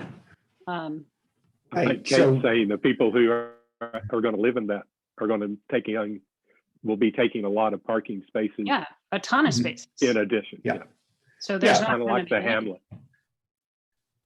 So my point about this image is this was certainly an advanced stage. Number one, Maple Tree Place has actually been really hard to get in touch with. They've not expressed any interest in any redevelopment at all. So I think this is speculative in the distant future to never category. But looking at the size and scale of these buildings, there's a design element in getting a pitched roof, which I think people like. There's the fact that if you add this kind of intensity to a place like Maple Tree Place, you do have to start building structured parking, which is very expensive. It's $30,000 to $50,000 of parking space to build this stuff, and it has to be worth it to somebody to do that. And so in light of some of those numbers I was just going over, I would ask, we might plan for buildings that go out and address Route 2A or this very long-term plan for Route 2A, but these white buildings with the roofs are 4-story right now. are those buildings, if there's going to be buildings there, could they be, half that size? What's feasible here, given what we know about the town's constraints? And I would say that about a lot of the other big building drawings that we saw throughout the evening. I mean, I obviously I like the arc, other than the fact that they're 4 stories, but I do like the architectural accents. And that's kind of what I thought we were looking at. This has become more of a different than what I expected, but I don't know that we need to be putting, if we're adding that many people, which I highly doubt, you also want the commercial. Where is that? Maple Tree Place should be made bigger commercially, in my opinion, if we're going to add all these other people elsewhere. And yet now you're taking Maple Tree Place away? No, there's nothing taken away. Well, but they're sort of, also- because you're not making it useful to anybody else other than those people who live right there.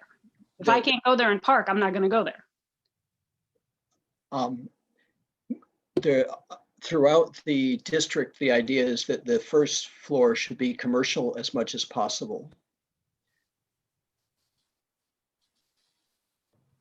Well, I think to Kate's question is where do you park? And Williston has been an attractive place and commercially successful place because it's a place people drive to and park at. But I mean, the commerce that's done right now is, because it's an easy place to access. It's cheap, easy to, it's free to park. It's easy to get there. It's easy to go, things. But you pay the price in terms of, if any of you tried to spend any time walking around out there, it's pretty miserable to walk in, and probably wouldn't be any of our first choices of a place to live. Like I wouldn't want to live at the intersection of Marshall and 2A, where I had to dodge cars just to go out and get the pictures I took for the consultant team.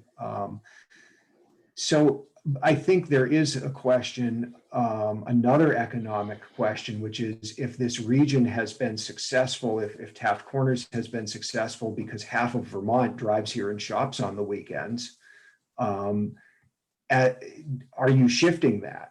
Are you planning to still have half of Vermont drive here and shop on the weekends because you're planning to still make that feasible for people? Or are you planning to shift that to a more local economy where it's stuff for people who live, closer by? My prediction is it's a mix. One of the early decisions the consultant team made about the growth center was to leave Home Depot and Walmart pretty much alone, and not plan to redevelop those sites, but rather say, they're up by the highway. They're kind of off to the side of the area. We've got other places we can focus. I think there can be other iterations of that same we've got places to focus within the area conversation that you can have.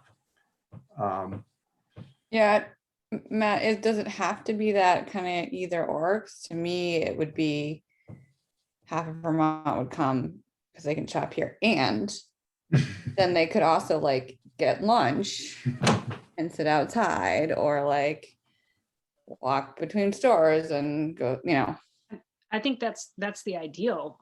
And that's what I was thinking but I got the impression from the person on one of my first calls that he was more into the park on the street, and and I made note to him, I think we need parking, because you can't have people come from outside.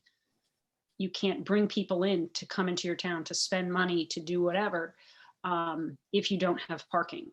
This is Vermont. We don't have a subway. We don't have great buses as of yet. People need to be able to park their vehicles, and I don't see that changing in the anywhere near future. So, I agree, Kate. Even to bring people in from Brennan Woods, from our own Exactly. town, there has to be parking. Exactly. I don't think if they developed Wright Ave and the trying to remember the name of the vertical one that intersects with it now. Trader Lane. Thank you. If they develop those with 4-story apartment buildings, I don't think anybody would be happy, is what I'm hearing, right? And it would be overkill, it just sort of sounds like. It just sounds like we're looking at something about half the size of what they proposed. 2-story buildings, a little more green space, don't pack the buildings against the sidewalk. The aesthetic they went for, they were going for it in the survey. I took that visual preferences survey, and my one comment at the end of it is, it's all 3-story buildings with or without trees. There was nothing short and there was nothing set back. They took pictures only of places where the development is on the sidewalk. And there is other models. There are much, frankly, nicer places than Cambridge, Massachusetts to model yourself after. Yeah, especially since we're not Cambridge, and we never will be. I'd send them back to the drawing board, but the feedback on the meeting publicly seemed relatively positive. But I do think, like, I was in that meeting, I was looking at that feedback and going, what are these people, crazy? So my 2 cents.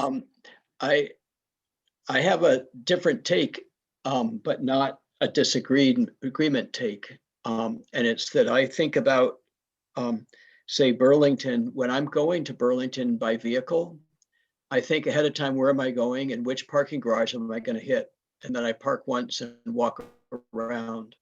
And that's the model I would like to see happen at Taft Corners, that the people who travel here to shop, I'd like to have a shuttle service. I'd like them to be able to park once and go to all the stores. If they can't walk, I'd like a shuttle service to help them get around.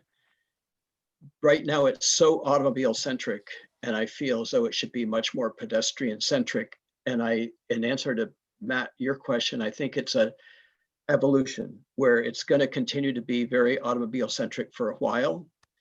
And I liked one of their presentations where they showed how other malls at more intense areas have sort of evolved into more compact buildings. But in order to do that, you wind up as an interim having to have some parking garages, or having to leave parking around the outskirts and then fill the outskirts in with buildings in the parking lots later, after people are using more transit and less individual driving. So I feel like, yeah. You really want to be Burlington though, Chapin? Like, is that No, I what didn't we say want? that. I avoid going to Burlington at all costs. Exactly. And we're Well, not Burlington, and we're no not interest gonna. in going to Church Street. I mean, it's just, I don't want to park. I don't want to go to these things. That's the key point, is when I look at, I don't want to be Burlington, but I was saying that when I go to Burlington, that's the way I handle my car. Because when I look at South Burlington and Colchester and now Essex Junction trying to adapt to the development pressure, I don't see them doing it in a way that I want Williston to do it. And so what is the way we want Williston to adapt to development pressure? And I don't want to think just till 2050. I want to think another 100 or 200 years. Where are we headed? Because I see things like with Burlington trying to fit a transit center into Burlington, it took 30 years, 40 years, and taking a street over to put a transit center there. And similarly in Montpelier. So I wish that we could be looking at this more as a 200-year plan, and make sure that we lay down the grid of streets and the general design principles that could be added onto. And that's why my main comment was to focus on the core. But I still do, in the long range, think we're going to have fewer vehicles needing to park. However, in the short range, we do have to accommodate them. If I can say one other thing, Matt, your numbers were extremely low to me when you said just 2,000 people were predicted, I think, between now and 2050 in Williston, something like that. When I look at, first of all, we're wanting to get ahead of the residential curve a little bit so that we can produce affordable housing. As long as we're behind the curve and there's so much demand, you can't get developers to build housing that isn't expensive, because they get more money when it's expensive. So I feel like we need to get ahead of the curve on the housing in order to meet our goals. I would like people who work at Taft Corners, and there's a lot of them in that area, I would like them to be able to live there too. And then there's one more car that's taken off the road, if you will. So I don't know how to achieve that combination. And based on my experience in Williston with the pressure to develop, it just appears to be incessant. I don't see how we're going to only have 2,000 more people or even 4,000 more people in the next 25 years. Yes, Joe. So I haven't seen the recording, but I was someone in my one-on-one interview who encouraged them to, you know, draw something that was more, it was big, right? So 4 stories, I guess, was big, and that's what they went for. Because the idea is that if you go big, then you're gonna have people push back. So to get somewhere, because I think if we're going to in the way of affordable housing, you know, you have developers create condos on one side with balconies with views that you get to see the mountains and Lake Champlain, so that the people who are on the interior facing the parking garage have a lower cost to afford that condo. So it gets at these discrepancies that we're trying to get at, where we don't have affordable housing, but we do want to have infill. And I'm with Shayla that we have so many spaces in there where there's huge gaps that it doesn't make it worthwhile to park and walk. And, you know, it doesn't even make it a place that you're going to go do something besides whatever the errand is. And I think for me with parking, there's a lot of opportunity. So you put in a parking garage and you charge people, which I know people hate, but it's one of the easiest ways for towns to make money. I mean, you look at cities that are bad at everything else, they're good at towing cars and they're good at charging people for parking. And those types of things add up. $3 for parking, if that's a lot, or whatever, whatever the rate would be for Vermont. I'm not saying Boston rates, but those types of things allow you to build an amphitheater, so that the amphitheater doesn't come third stage or never, it can come in the first stage. And that's what draws people into a place like Taft's Corners. When I think about driving around, if I'm going to Shaw's, you don't see people walking around. Nobody's sitting on those park benches out in front of that theater. But if you had people living there and you had things like a play structure for kids, you had walking paths that were going through all of those wetlands, spots that were showing these are the birds that live here, and it's connected to this whole loop, so that you could do a wildlife loop that takes you around the commercial if you're not someone interested in buying stuff. And I think, those are the things that I was talking about in my meeting with them. And I think the way that you have to do that is you have to have people who are going to build enough that makes it cost effective for them.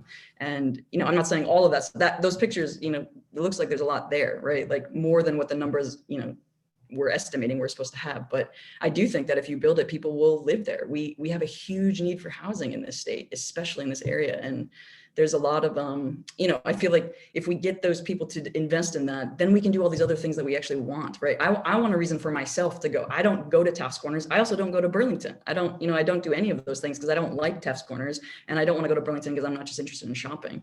But if we had reasons that you go because you want to take your kids there, you want to do things that are just a part of the community, you feel like you're in the community because there's people walking around and you bump into people. That's not what that is. And I think you can't get there if you don't have people who are developing something else that then are required to develop something else, right? So we can't get them to build the amphitheater if they don't, have a reason to build a structure where they're going to make any money.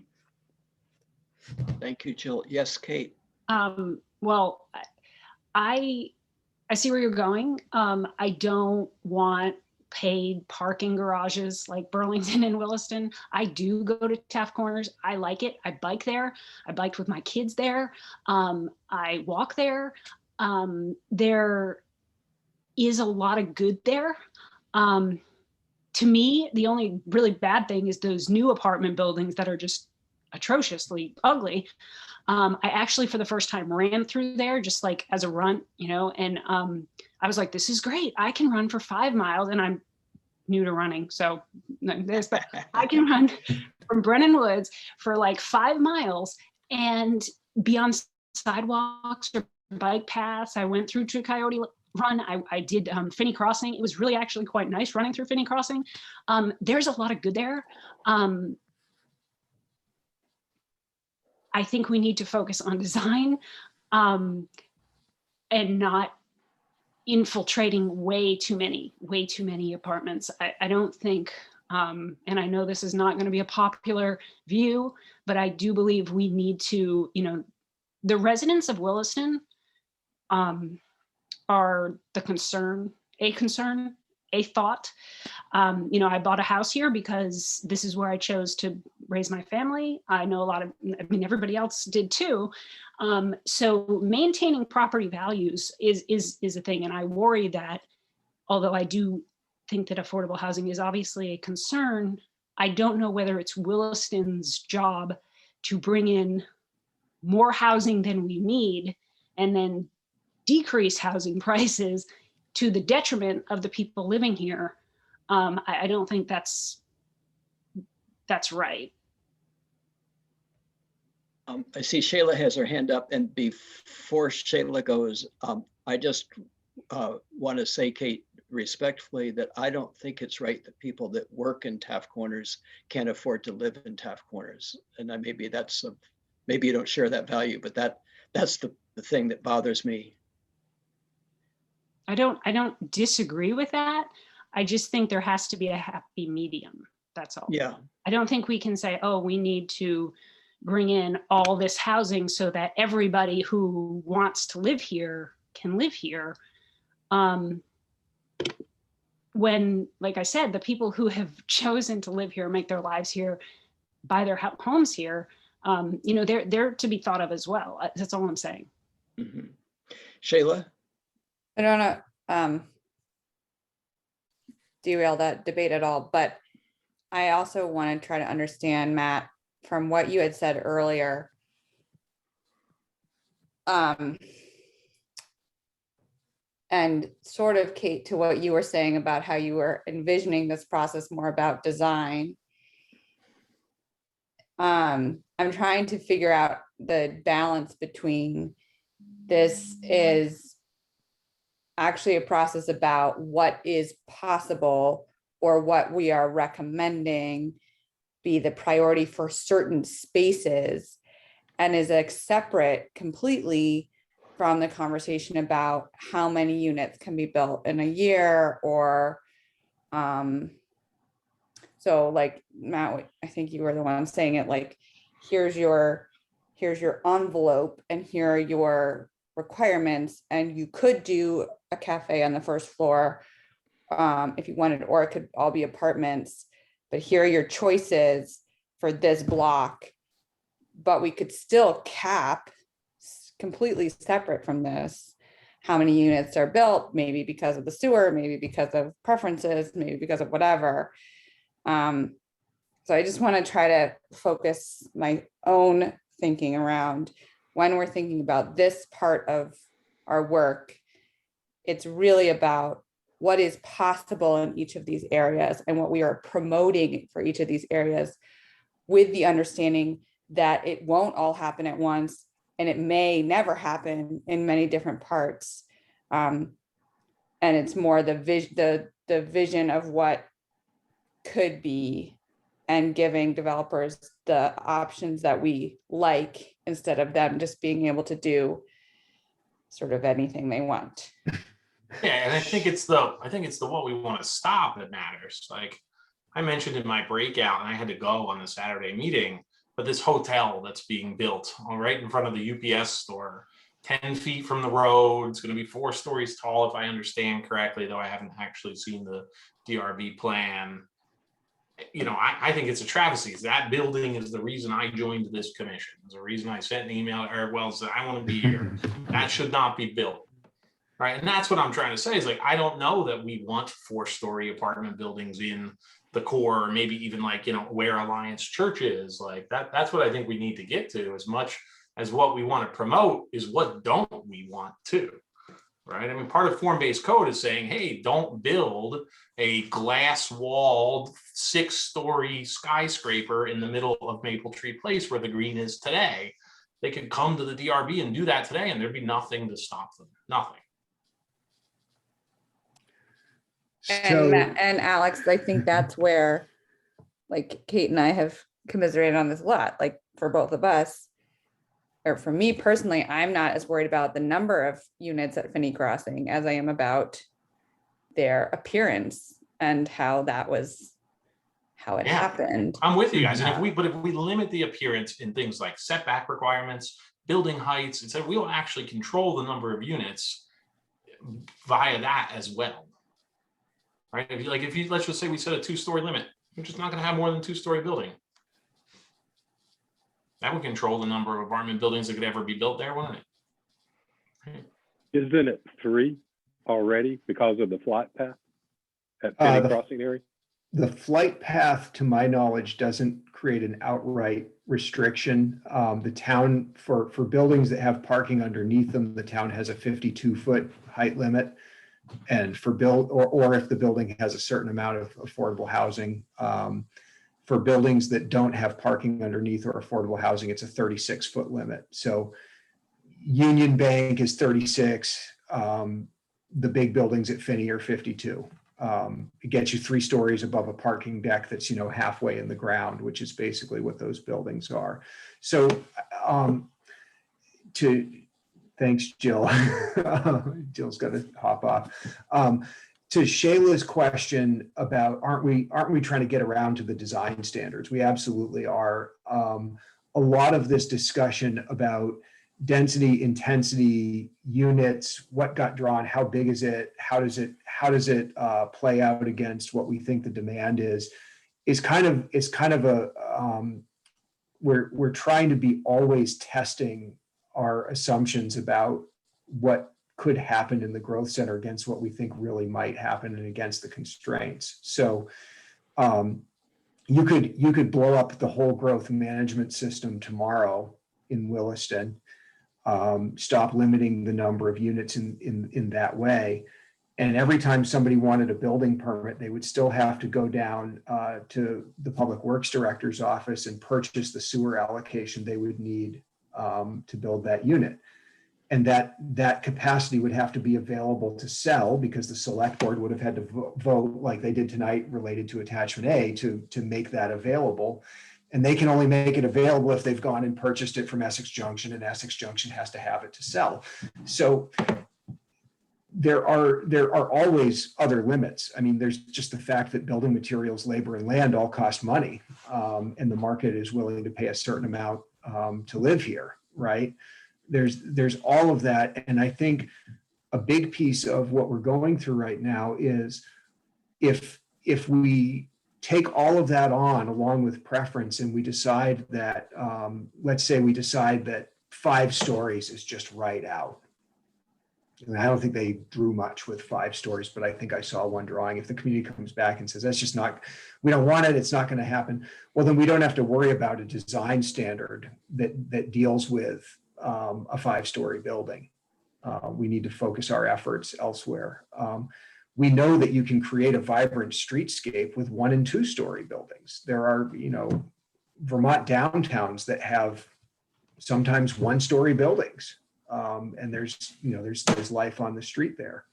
That can happen. So a lot of this is just about let's not draw a future for Taft Corners that we think is completely beyond possible, and then spend a lot of time coding for it and coming up with the architectural standards. But also on the other end of that spectrum, if the community preference comes back in such a way, or the constraints come back in such a way that you say, well, you've got 987 acres in your growth center and really no way to fill all of that in a way that creates this vibrant, walkable place, you need to focus down a little bit. Some of that's already happening in terms of setting aside the Walmart Home Depot area and just saying, let's not worry about, pumping that up with a bunch of new development. We don't really need it. And there's some reasons not to do it there. So I guess my answer is we're getting there. And we're doing a whole lot of planning and a whole lot of visioning to get to the part where we do the standards developing. And that to me is, one of the most critical things is that you look at your streets, existing and possibly future, and make some coordinated decisions about how you want development to lay out on those streets, whether it's 1 story or 4 stories or 6 stories or commercial or residential. That's really where I see the opportunity for Williston. You look at that Wright Avenue rendering that we had where CVS is, and say, well, the bunch of the buildings in that rendering are actually pretty short buildings, but it's a nice streetscape. It's a small area. It's a few hundred feet of street. You could maybe put 6 or 8 buildings on that street and pretty much achieve the intensity around that rendering, and they wouldn't all have to be super big. But you have to make the decision that you're going to say buildings have to be pulled up to Wright Avenue, because today that decision has not been made. other things like the potential that the town makes a major investment in the growth center. So one of the major investments would be the construction of Trader Lane. And one of my statements to the select board about coming up with design standards for Taft Corners would be say, before you go and spend $2 million to build Trader Lane, which is about what it's going to cost, do you want to say over how things build out along that street? Or are you just building that street and then handing it to the adjacent landowners and saying, here, you've got access to all this developable land now, you follow our existing zoning. And what I can say about that is if you want Trader Lane to be a cohesive streetscape between multiple properties that might be developed by different people at different times, the current zoning is probably not going to get you there. That's our experience with what gets built. It's just not quite there. And it might not get you the design of buildings that you want. It might get you buildings that look like some of the buildings that folks in town have expressed a pretty strong, negative preference about. Another big investment would be an additional purchase of sewer capacity. So the idea of should the town buy more sewer capacity is a conversation that goes back way before the idea of should we come up with more design standards for Taft Corners.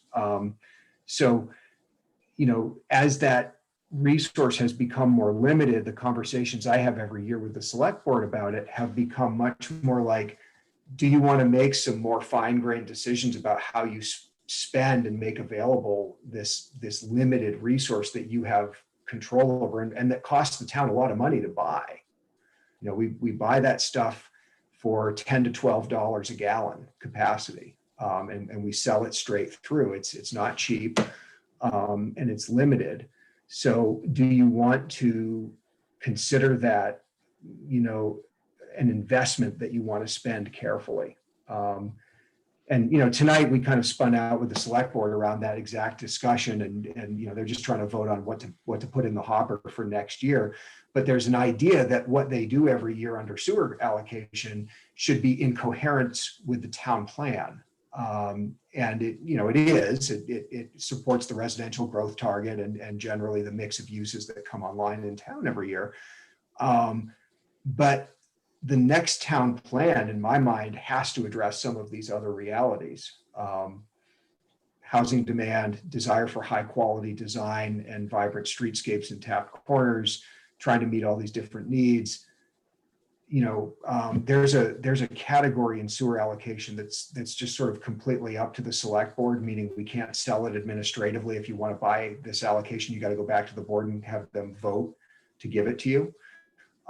It's called encourage specific development. The last time it was used, Green Mountain Coffee, Keurig, Green Mountain, Dr. Pepper, whatever they are on Marshall Avenue at this point, had an expansion in front of them, and 10 Green Mountain employees who were looking at either buying this allocation from the town to expand in Williston or all having to move to Nashville came to the select board and said, please, sell us this capacity so we can continue to expand and have the jobs we have here in Williston. The select board said, yes, but that makes sense to us. So should the board be exercising more discretion? Should the town plan be more prescriptive about how to spend that limited resource? Should the town plan say, the thing we really want to spend that limited resource on is vibrant Taft Corners or affordable housing or high-paying jobs in industry or additional suburban development south of Mountain View Road or one of those many different things that might use sewer? So I don't want to ask people to stay up late. So I think this might be a good place to leave it, but I feel as though we as a planning commission should give feedback to the design team. And yes. I don't want to try to do it tonight.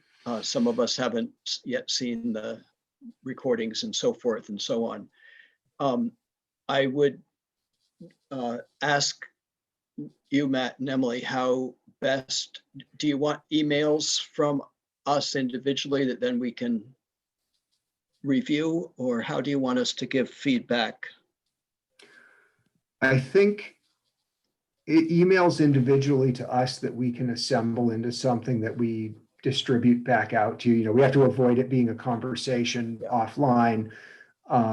But I think if we can put everything kind of on a board somewhere for you to see, and then I'm not sure, because I heard a pretty broad diversity of input tonight, whether the planning commission wants to try to develop a consensus around this, or say back to the team, here's what we agree on, here's what we're concerned about, here's what we can't come to agree on. I mean, I'm imagining we could write some kind of a memo. It's not impossible for you collectively or individually to have some more conversations with the team. The idea is, you know, now through the end of June is really a recycling through this vision plan to make sure the vision is accurate before we draw up the code that goes underneath it, you know, so. Yes. Matt, This I is the wonder if time that to makes do more that. sense as like a shared doc in those three categories, like what there's consensus on, what there's not consensus on, and then Yes. whatever that third category was. And then if planning commission members can write into that, and then some planning commission member firms it up. So it's one cohesive memo from the planning commission to the consultant team, as opposed to like a bunch of different emails. I don't know. Yeah, no, I like the idea of consolidating it into Yeah. something. To me, if it's a bunch of emails, at a minimum, we need to consolidate them into one document for the design team. Would that And Maybe- violate open meetings? No, because it would be a public document.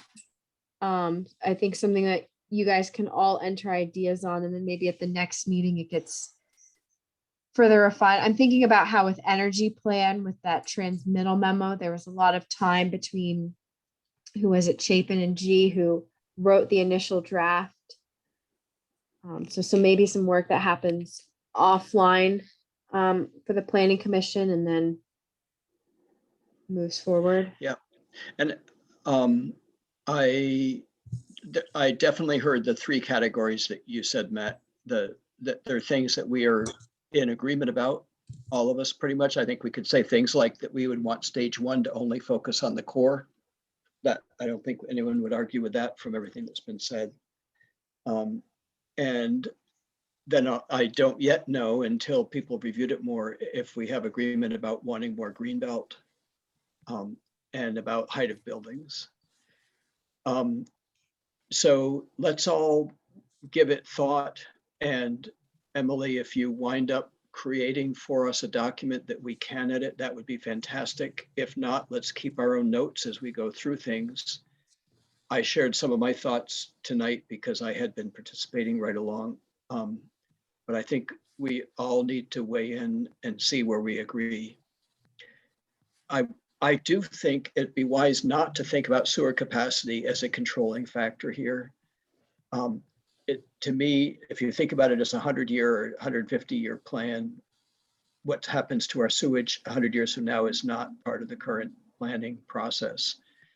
But if we build buildings that are in the way of doing what we think the downtown of Taft Corners would look in the future, we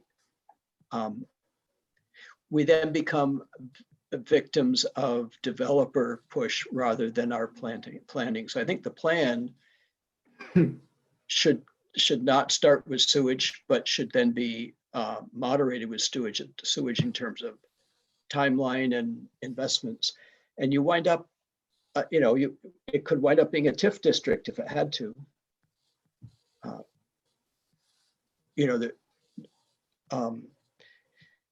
I don't want to see us be, I want to see us be proactive about the vision. How's that? Yes, Alex. Just ask a question. I'm all for this document. It's a great idea. But I wonder if, in addition, some of the raw reaction when they're not on the line would be good. Just maybe let these guys have this recording and just say, hey guys, heads up, like this is what you can expect to be coming. We'll get it more organized, but listen in. What do you think, Chapin? Yeah, I don't think that they would be surprised by anything we've been saying though either. Maybe not, but coming out of that meeting, I would have been, if I saw all that positive feedback on the mentees and then heard this from the planning commission, I think I would be a little surprised if I were them. There was negative feedback as well. Yeah, but also I know some people dropped out of the process if they were too negative about it. Anyway, are we okay Yeah. sharing this with them? Like, is there any reason not to? Oh, that's fine. No, I think it'd be more than fine. Good. We're trying to do the best we can for our constituents, and feedback all around is good. And I really appreciate all the conversation tonight. You've helped me rethink some of what I was thinking, and let's keep developing thoughts on it. And let's put, I think on the next agenda is about the zoning for cannabis. Is that right? Yeah, I'm trying to get you a draft of what you agreed on. Yeah, a month cannabis and a half bylaw. ago. Yeah. So I would suggest that we add this to the agenda, and whatever we can do in between in terms of accumulating comments from the group of us, and then at that meeting, try to sort of bullet by bullet, which ones do we all agree on, which ones are we sort of split, and which ones are outliers. I still think it's worth including the outlier comments because they are valid comments. And the bottom line is that we have to support and forward onto the select board this vision, enough to forward it onto the select board, and that they have to approve it for it to be the basis for the form-based code that then we're trying to work towards. So we have a ways to go, but we better figure out a position and a vision that we can support. Yep. I agree. Okay. Well, thank you all. There's no other business on the agenda, so when we're past time, so I'm not going to ask for motion. I'm just going to say we're going to adjourn. And thank you all very much. And thank you, Matt and Emily. All right, thanks. Sure. Night, guys. Thanks, everybody. Thank Good you. night.